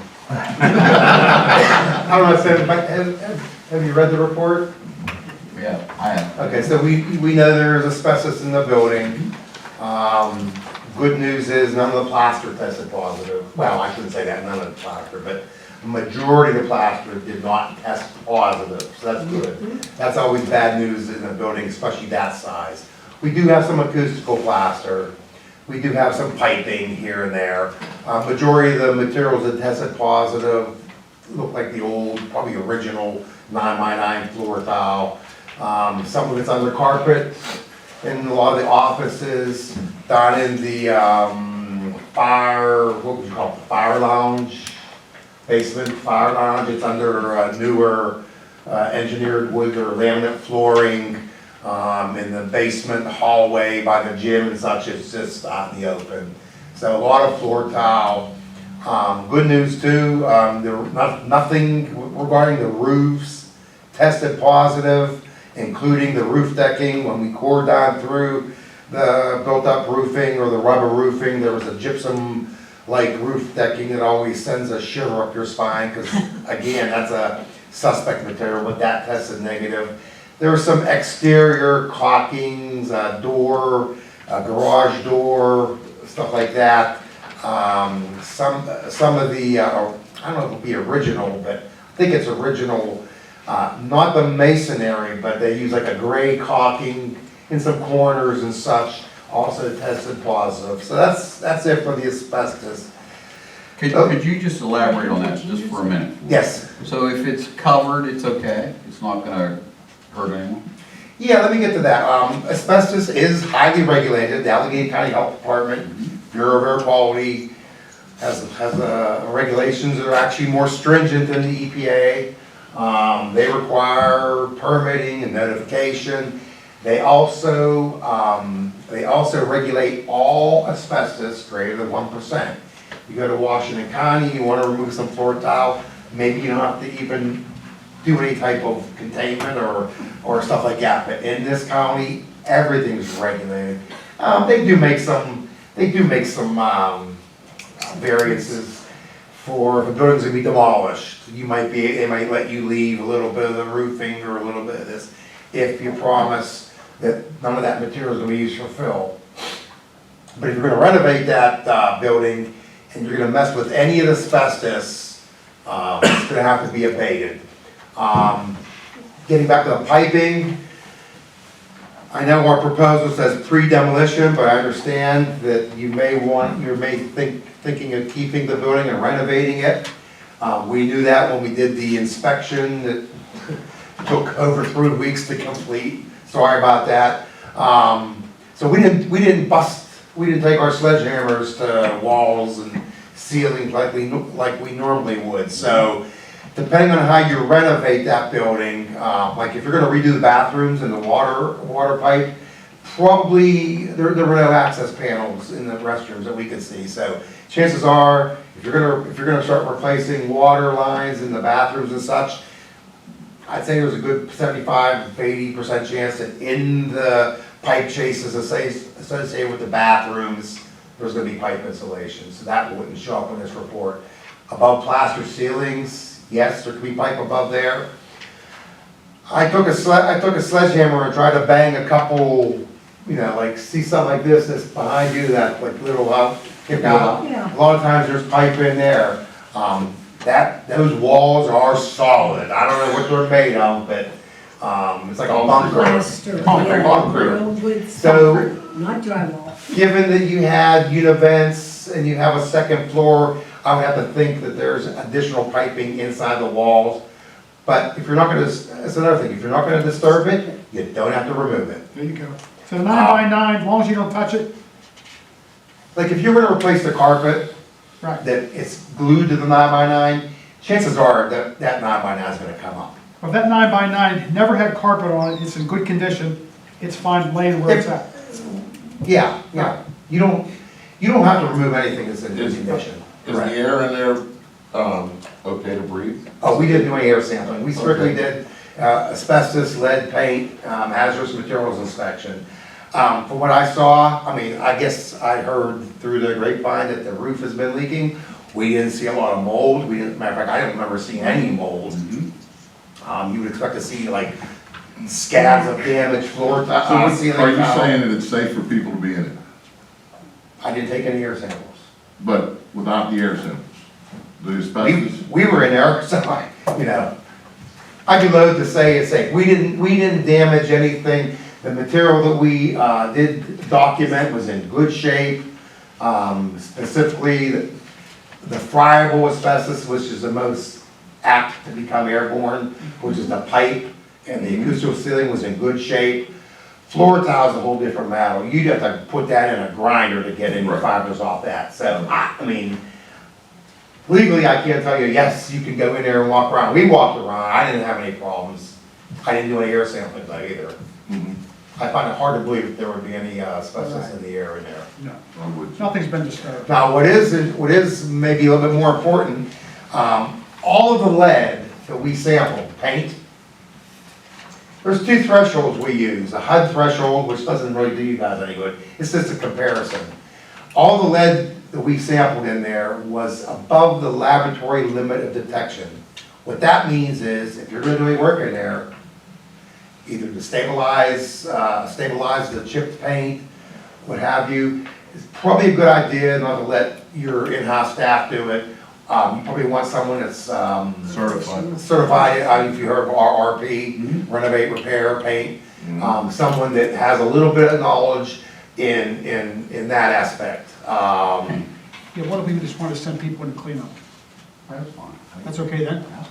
Well- We just want to send public works in to make it broom clean. Well, I So wouldn't we let can them go sweep through- up any paint. No, we're not talking paint, we're talking Yeah. about taking the old furniture out. Oh, yeah. Making broom, like if you had an apartment, you had to clean it up before you moved out, broom clean, we're okay with that. Yeah. That's my concern.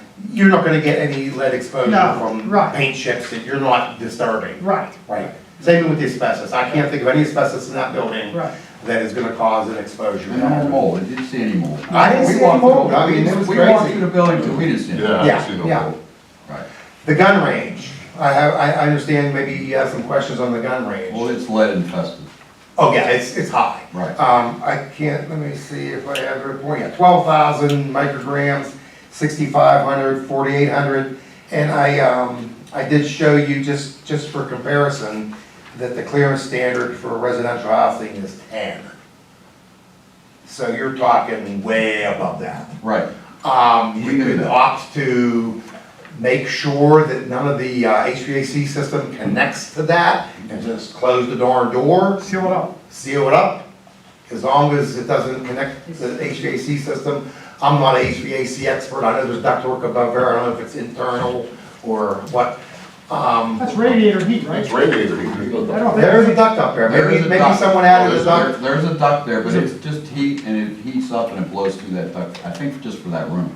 Okay, good, if I it's think it's just for that just for that room, I believe it is. I don't think, is there a door on that? Okay, Yep, there's there a is a door, door. you can seal it up, or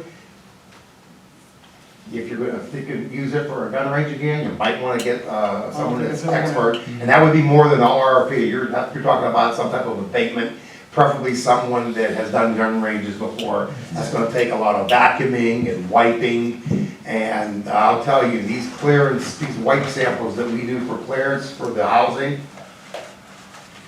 crazy. It's hard, it's getting very hard to get these things to clear anymore. That will never happen. Yeah, you don't have to meet the HUD standard. Right.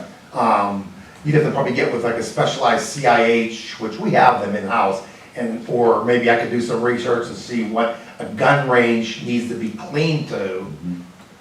But We wouldn't even waste your time. wouldn't even waste it, just close the door, lock it. See, if you decide I need to use that for a range again, Yeah, okay. So that's the two big things, the asbestos, all the lead is Walk it up. OSHA regulated. In other words, if you do any renovation in there other than just cleaning up or what have you, the contractor would have to follow the OSHA lead standard.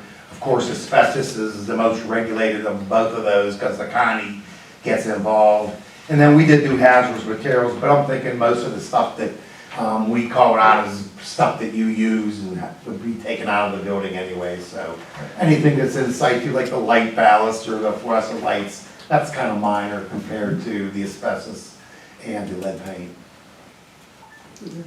I think you did a great job, actually. I was surprised how much time you took to do the job, but honestly. It shouldn't have been that long. It's okay. I was just coming back to work from being off, and I was asked to check on the work that the people that did do, and I'm like, So I went out there, I was out there 3 times myself. I was out there to do the lead and the outside, because we ran out of time when we were doing the inside. So, yeah, we try to be thorough. Sometimes thorough doesn't mean quick. So I remember having a test done there prior, when we were still in the municipal building. And the highest rating was right behind council chamber seat, if you remember that. I forget what it was. Oh. I can't, you remember what it was, Rob? I wish I did, because we sat in that seat a lot. Right behind. You and I both sat in that seat for a few I years. forget what guy, the highest reading was right there, it was kind of funny. Well, most people do air sampling. It might have been air sampling, I Well, don't. most people do air sampling, they do the cheapest method first, which counts any fiber, it could be carpet, it could be cotton, it could be whatever. You start getting into doing the air sampling that only counts asbestos samples, you're talking 50, 60, 75 bucks, so, usually you do the cheapest one first, and if it's low, you go, you don't have to do the other one.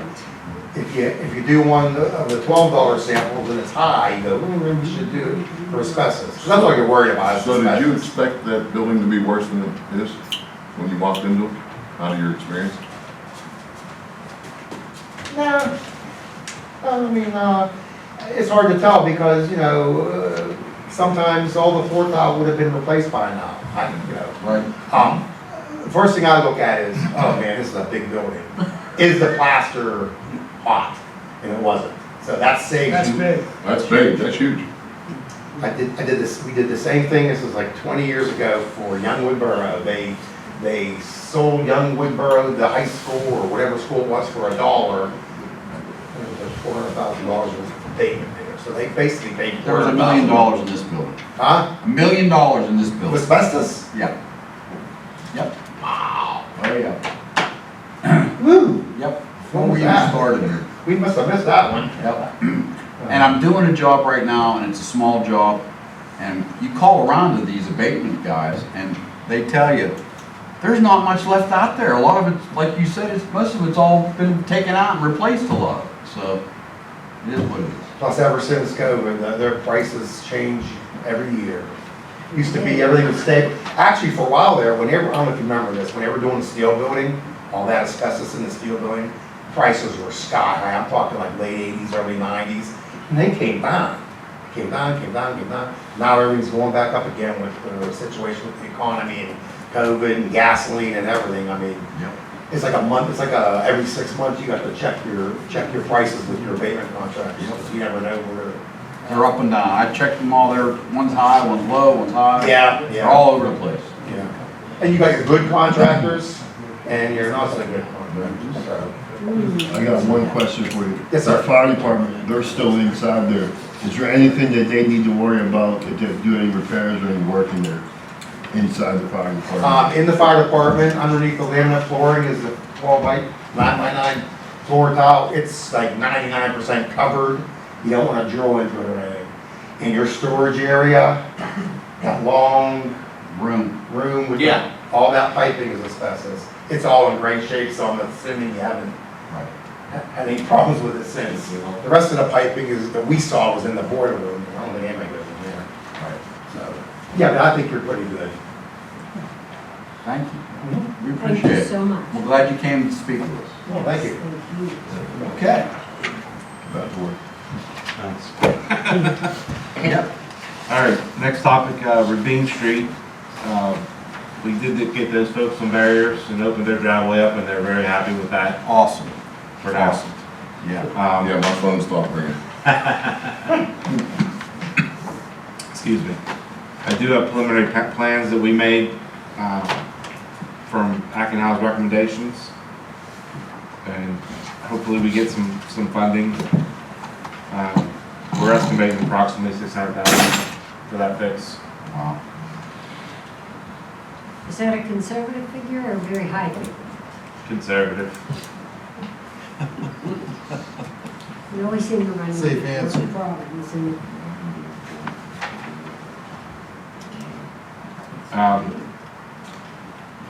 Yesterday we opened bids for the paving. They came in over what Seth had budgeted for paving for this year. Not much, $107,000 we need to cut. I don't know, Tim gave you the spreadsheet with the list of roads. The roads on that list are listed from the worst at the top to not so bad at the bottom.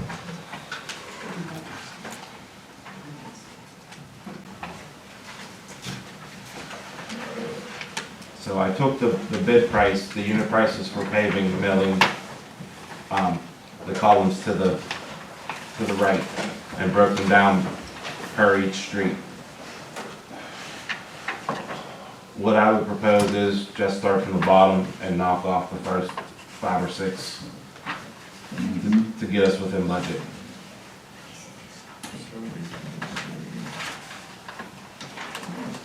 Okay. So we're actually gonna cut our paving budget. Well, you end up, well, you know, we're gonna cut what we're paving. We're hardly paving anything as it is. Yeah.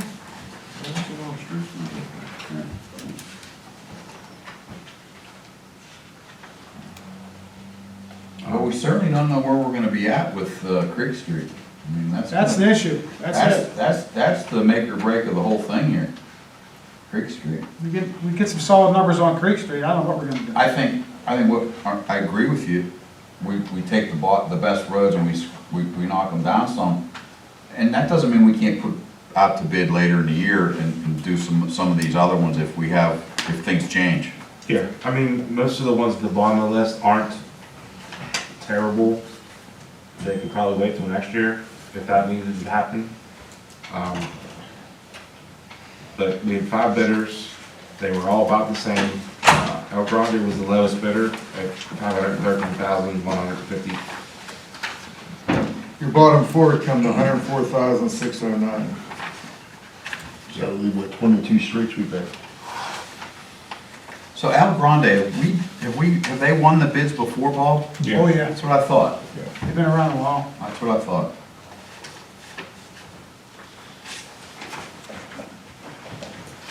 I mean, they are all really close too. Yeah, they're close. Was there any problems with El Grande before, Bob? Not that I know of. No?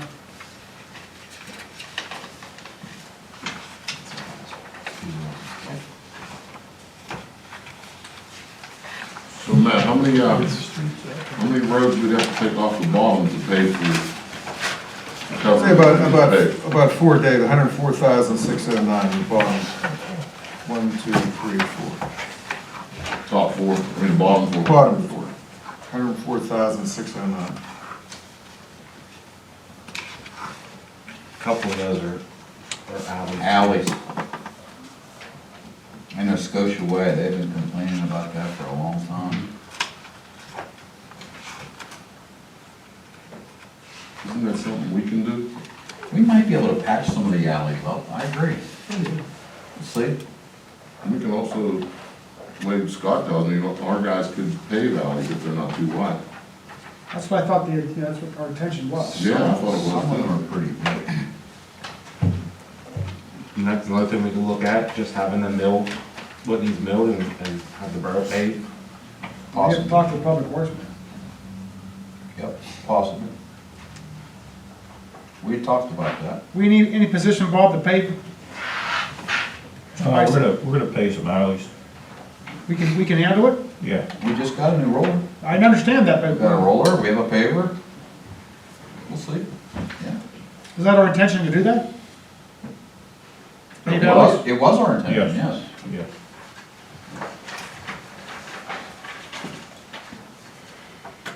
Anything else? As far as Matt? paving, no. I reached out to Trans Associates for the traffic study for Main Street. Seth had given me the data from the speed limit detection signs, which they felt was very close to justifying the need for something to slow traffic. They proposed doing their own study using less obvious devices. And I have an email that they sent me, because I questioned it. Hold on 1 second. It says that, they said based on the borough data provided, it looked like they were very close. 85th percentile is 9 miles per hour or greater over the speed limit. So they think that the speed limit sign might have a slight effect on the motorist behavior.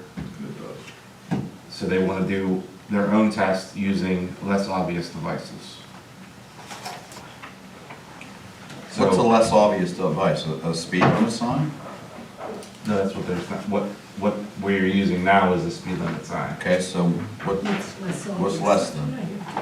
Chief, I don't know if you have any knowledge of what they use for, I know they do those wire, the little tube things. Yeah, the that two you drive across across. the highway. But you told me they were gonna see what the weight was That too. was a traffic car. Yeah.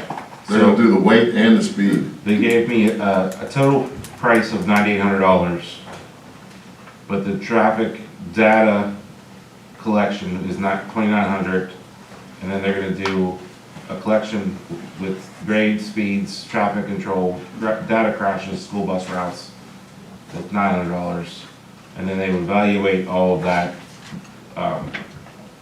against the traffic calming handbook for $2,900. Once they evaluate that study, either we go further with some kind of device, or that's it, we don't do anything else. So it's up to you guys if you How want. close are we to meeting PennDOT standards for speed device? Well, like I said, they think that we're close enough to need further evaluation, which is why they want to do that. Is this the first step for speed humps? Yes, So this is the first step for speed humps? yes. Okay. So once they do their evaluation, if it's a yes, we need something, then they go to the next step and write their report, and we go the speed hump route or some other traffic calming means and methods. Okay. No, chief, them signs we have down there right now, do they record when the speed is not being showed to the people? So is there a way we can shut them off for a week or so, just leave them there for a week or so? And this way they're not showing the speed, and that might help us decide if we should look any farther? Yeah, we can do that for a week, get the data, and I'll send it back to them, and That might stop, that might help us to make a decision, and it's not, no money coming out of our pocket right now. I have a question. With school ending, and we have the one up there on Main Street right by the school, will you be stopping that when you're putting it We're somewhere gonna be else? moving up soon. Super duper. And And are I did there, ask you to move ours, didn't I? I just wanted to make sure that. I was gonna say, are there one or two on the Main Street? There's two. Could we possibly move? They're all gonna be moved, yeah. They are moved? Okay, Not yet, but they're all are going to be moved. that's great. Because I think people start to beware where it is, and then they do slow down out of habit. But if they didn't see any on, let's say, Western Road, that, it's like, well, I could fly through here. Well, Yeah, I think the best solution is two white lines painted on the street, and you have a police officer sitting there. That really works well. And when he pulls someone over and they write up a ticket, the people seeing him writing tickets up, they know that, hey, something's due. we need business. So, Rick, I talked with the chief, we're looking into a device that wouldn't be two white lines on the street. You just put the device out on the street and it gives us car the speed, so yeah, they won't know. they don't need white lines. Right. But they need a denotation from one point to another. But, so that machine will do it for us. Oh. And no one even know, And they we can be can moved see. around town, so it wouldn't be just, say, on Western Road or Main Street. We can use it on Camden Street. What's that cost, Chief? I don't know, we're looking into it. We're still looking into it.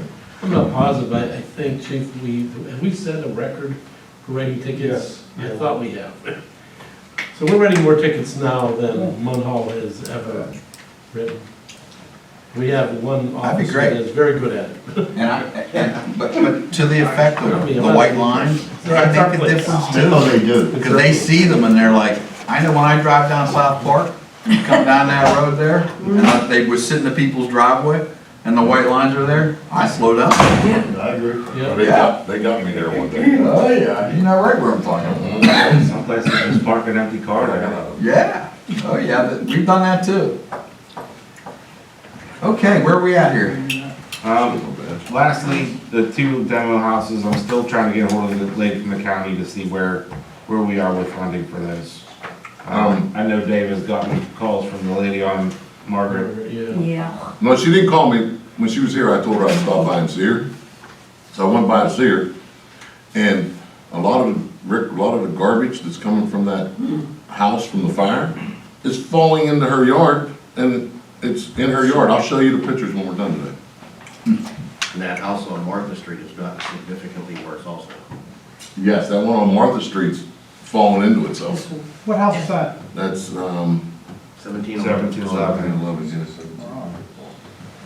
That's Dorino's So house. Martha is the one closer to McCoy, right? Martha's, And Andrew's word number beyond. one. Them houses on Martha No, Street, you we're number can't one. do nothing about them. Oh, Martha is number one. The That one, way at the end. I thought it was- That could be up closer to 18th the Avenue. three that are right next to each other, that's what we're talking about, the three that are next to each other.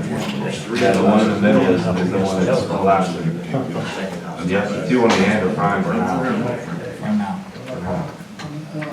But yeah, one's collapsing, and then the one that was on fire on Margaret are the two that we're trying to get back to one position.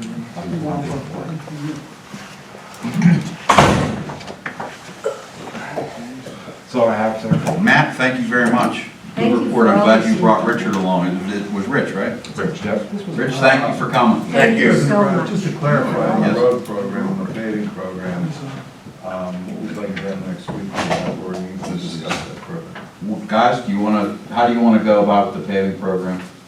Do you want to knock off the next, the bottom five? Is that what we're talking, Tim? Well, the bottom four is 104,609, you need to knock off 107 and some change. What if you take the next one up?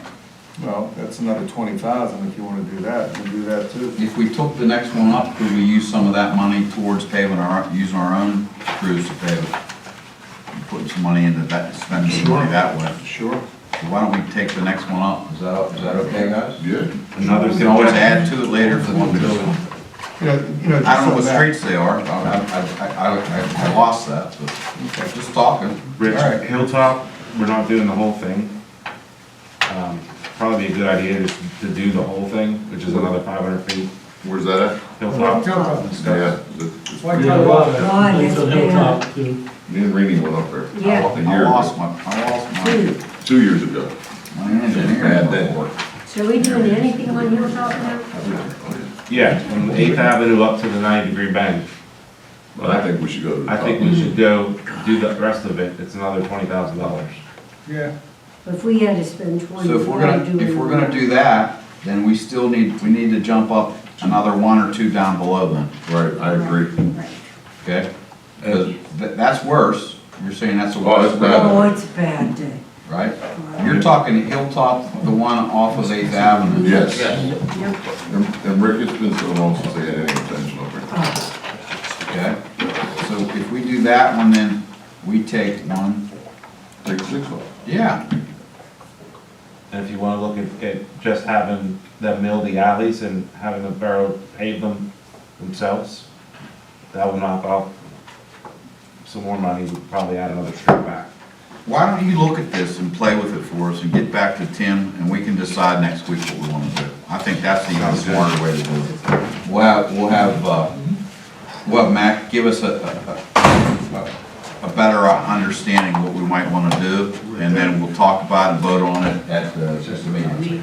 You're not, Is that okay? you're not doing that triangle on the library. I'm not sure. Yeah, it's on there, but. That's Park Square, isn't it? Park Square. Yeah, Martin On the Street, side 10th closer to the Parkway. library. Market Yeah, that's Street. bad down there too. It's there, it's on here, 10th Avenue to Parkway Parkway. Street, East 10th Avenue and Parkway, is that it? That's been bad down there. The library area, we should make sure it's kept up. So Definitely. that triangle will be Right. done? Yeah, I think so. Yes. Yeah, with all the, I mean, that's. business down there and all the library traffic. Right. So let's let Matt work on this and give it to Tim, and we can talk about it some more next week and vote on it and get it approved.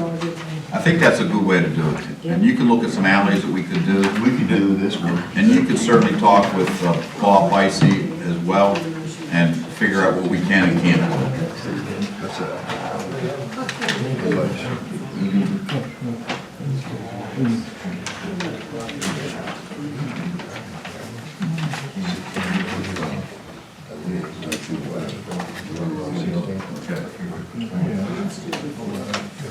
Is that it, Matt?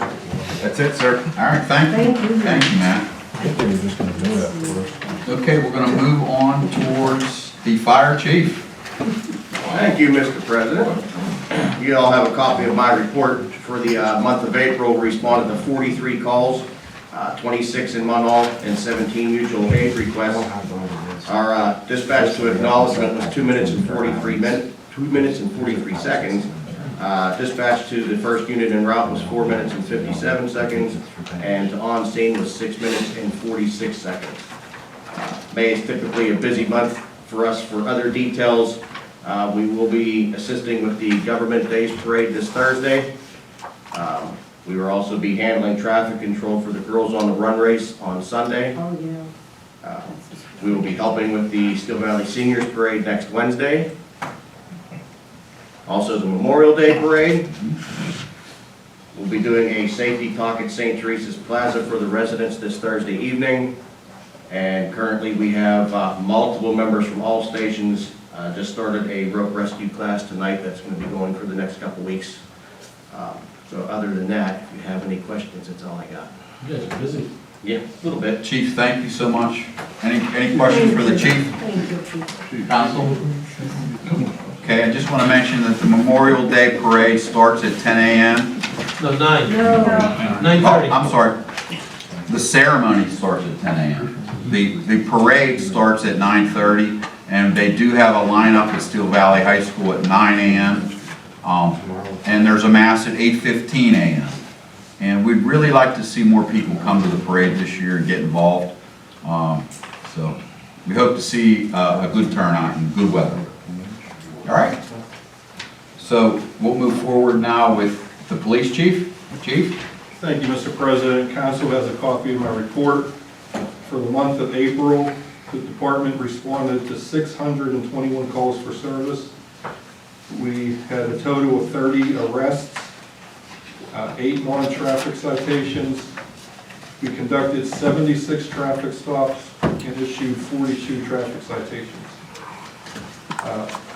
On April 27th, we hosted a DEA medication take-back program. We had a large turnout.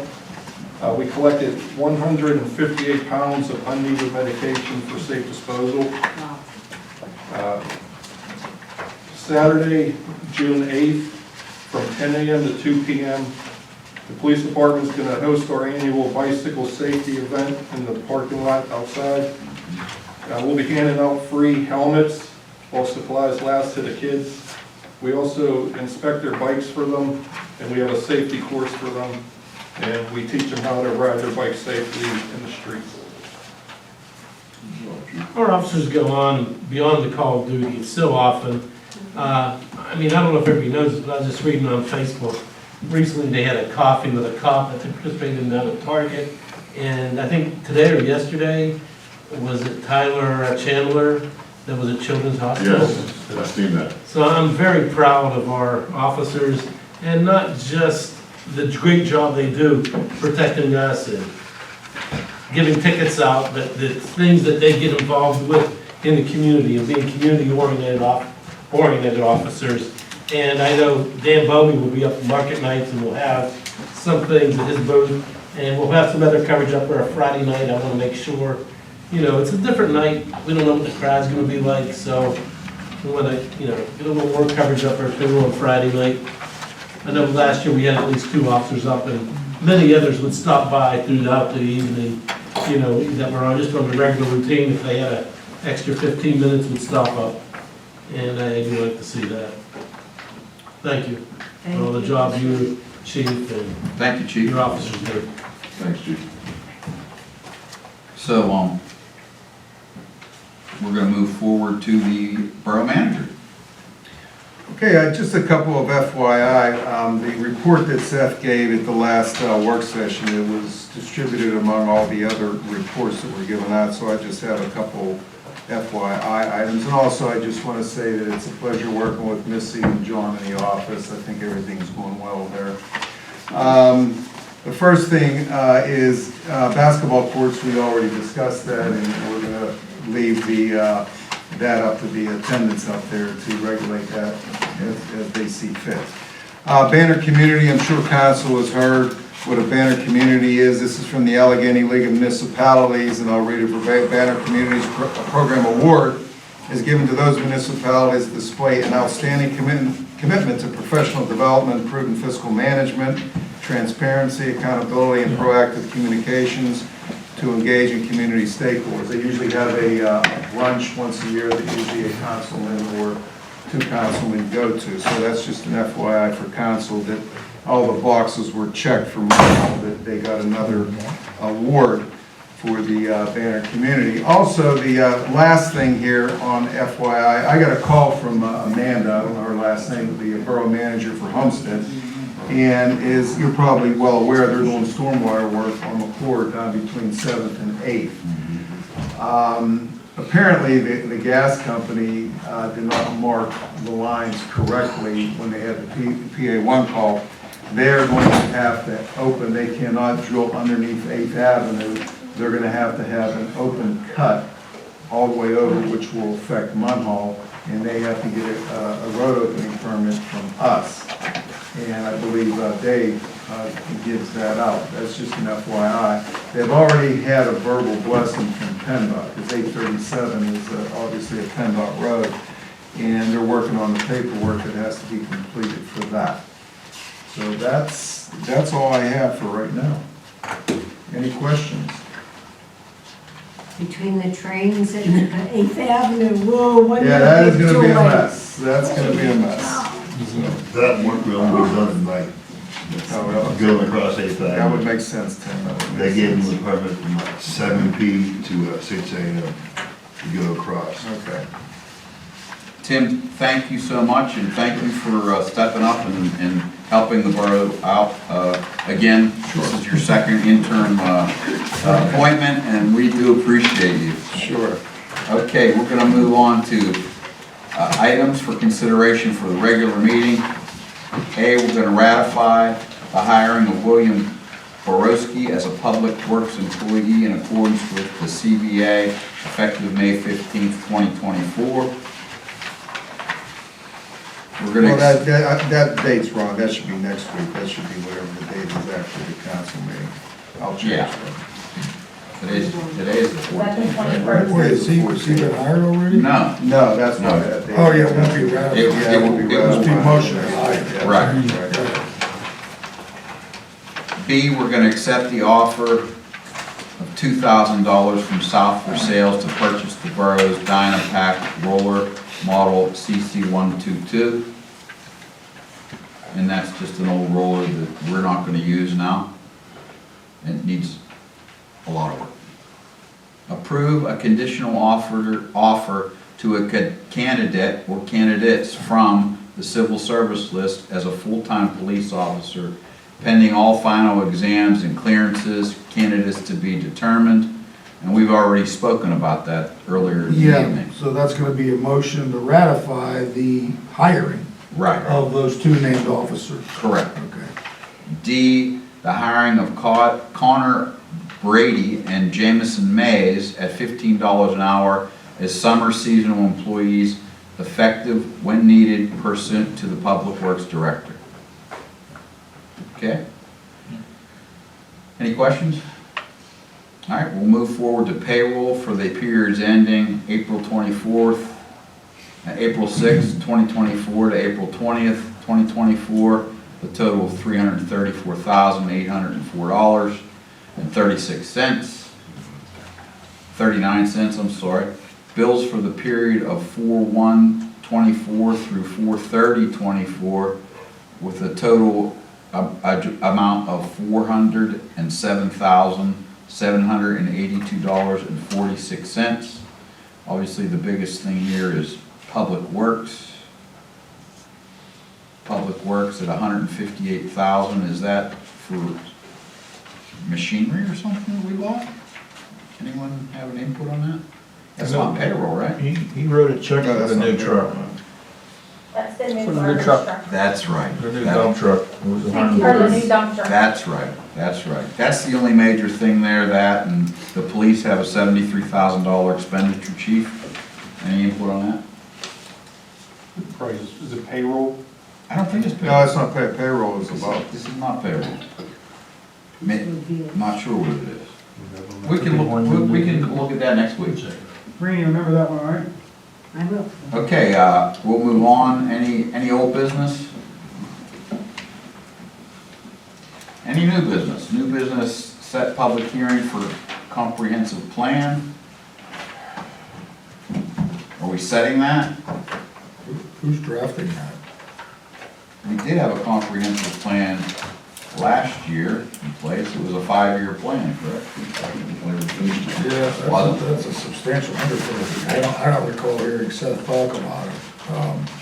For a public hearing, just typically in my experience is doing this, we'd have a draft of a plan before we would set a public hearing. I haven't seen one. Okay. You know, maybe I wasn't privy to it, but. Mr. Hannah, do you have any input on it? Never finished. Never finished it? Okay. So you want to remove that from the agenda? Yeah, we'll remove that, and we'll look at that, though. We'll look at that and get an idea. Yeah, I didn't know what, I didn't know Seth put it on there, I didn't know, because he didn't mention anything about it. So we do need to review the candidates for the planning commission, because I'm looking at this slip I had here made up for all the council people for the committees, and we still have vacancies, and we've already voted and approved some people for this list.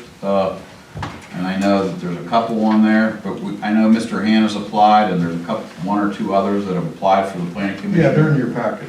Are they in there? Yeah. Oh, okay, good. I haven't seen that, so that's good. We can set that for next week and vote on that. And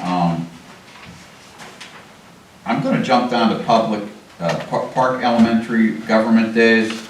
I know a couple of you all have gone to it, and is it still going on this week? Yes, well, Thursday is the day they'll be here. For their- Thursday they'll be here. Their tour and then their parade. Okay. Then they'll be here at our meeting on the 21st. As the mayor, president, council. Who's gonna be here on Thursday? The third grade, They're coming here this Thursday? this Thursday. The parade starts here and goes up there. Yeah, the parade will start here, they will be here at about 11 o'clock, then they will start their tour. Their tour went about 12:30. Next week we'll be At they'll be here. 1 o'clock, they will start, they decorate the cars and stuff for the parade. Our firemen, our police will be in the parade. We're gonna have our new motorcycle in the parade. And then the parade will go to Park School. Mayor, are you gonna be here for I'm that? gonna come up for it, yeah. Are you gonna be here? Yeah, council can too. I mean, Oh, yeah, I'm gonna absolutely. be here. Yeah. Absolutely. And, I usually, talk to them and give a little 5-minute spiel. And I know Councilman Ondo, Councilman Shields have been there, and Ms. Fry's been there. Yeah. But we can still attend this week as well. I Oh, believe, yeah. right? Well, there's Yeah, just, absolutely. well, tomorrow, and I guess, see if you can get in on maybe Monday or Monday. Chief, have you gone? Maybe it'll be dropped. Officer Bomey went. Okay.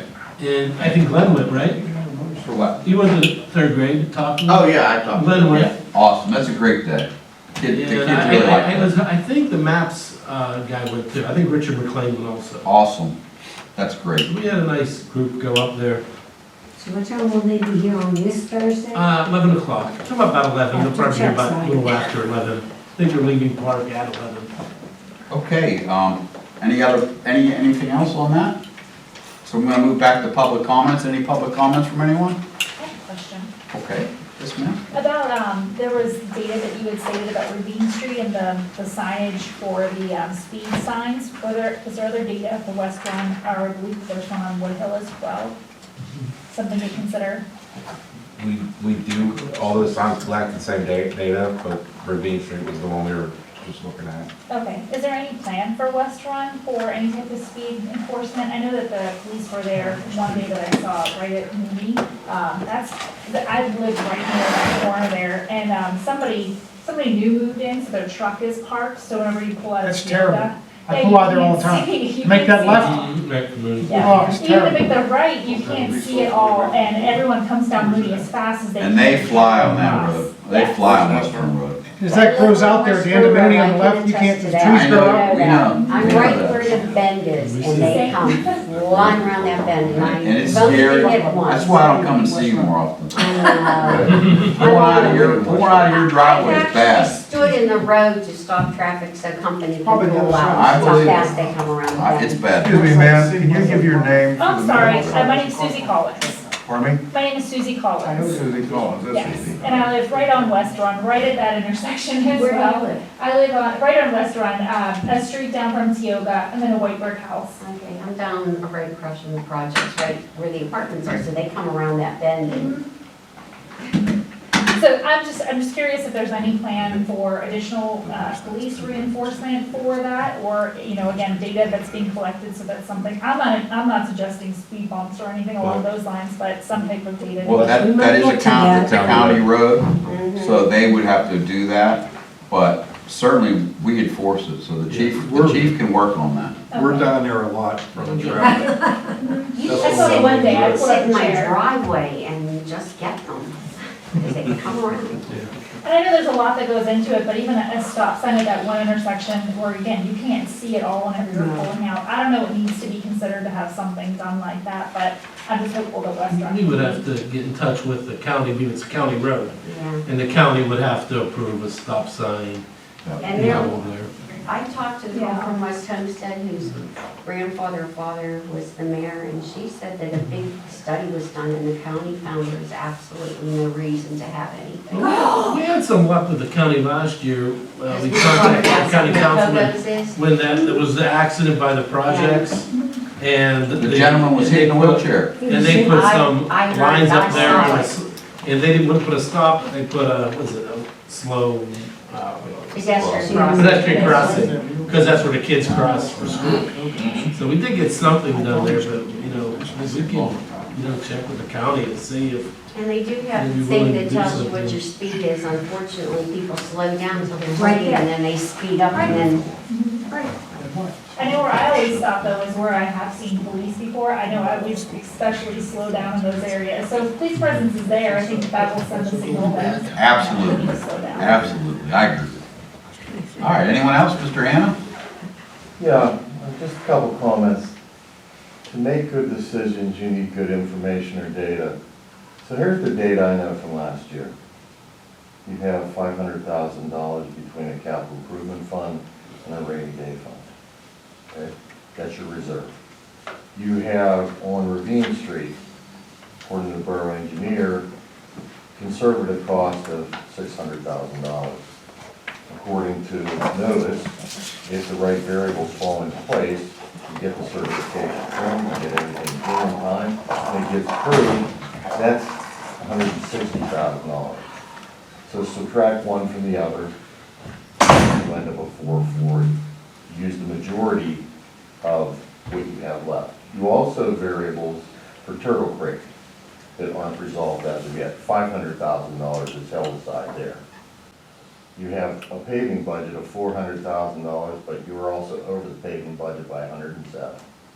So to make good decisions, I would ask the borough engineer, when are you going to have a really tight bid back? Estimate. On what? Well, you need a bid. On Creek You don't Street. need an Creek estimate. Street. On Creek Street, you're talking. Right. Yeah. Right, that's what I'm waiting for too. Well, I think the key, and it's kind of funny, but it's not, I guess we could wait, if you can wait till the fall, then you have the potential of $160,000. Okay, if you can't, well, you need to spend the money now. It sounds like you can have everything go really bad and fall in the creek, but that doesn't sound like much of a strategy either. But I would sit there and just say, from the standpoint, if you've looked at your finances at this point, what you need to look at right there is to verify you haven't spent any of that rainy day money. Okay? You still have $500,000 held aside for Turtle Creek, and you also need to evaluate where you are on your budget today.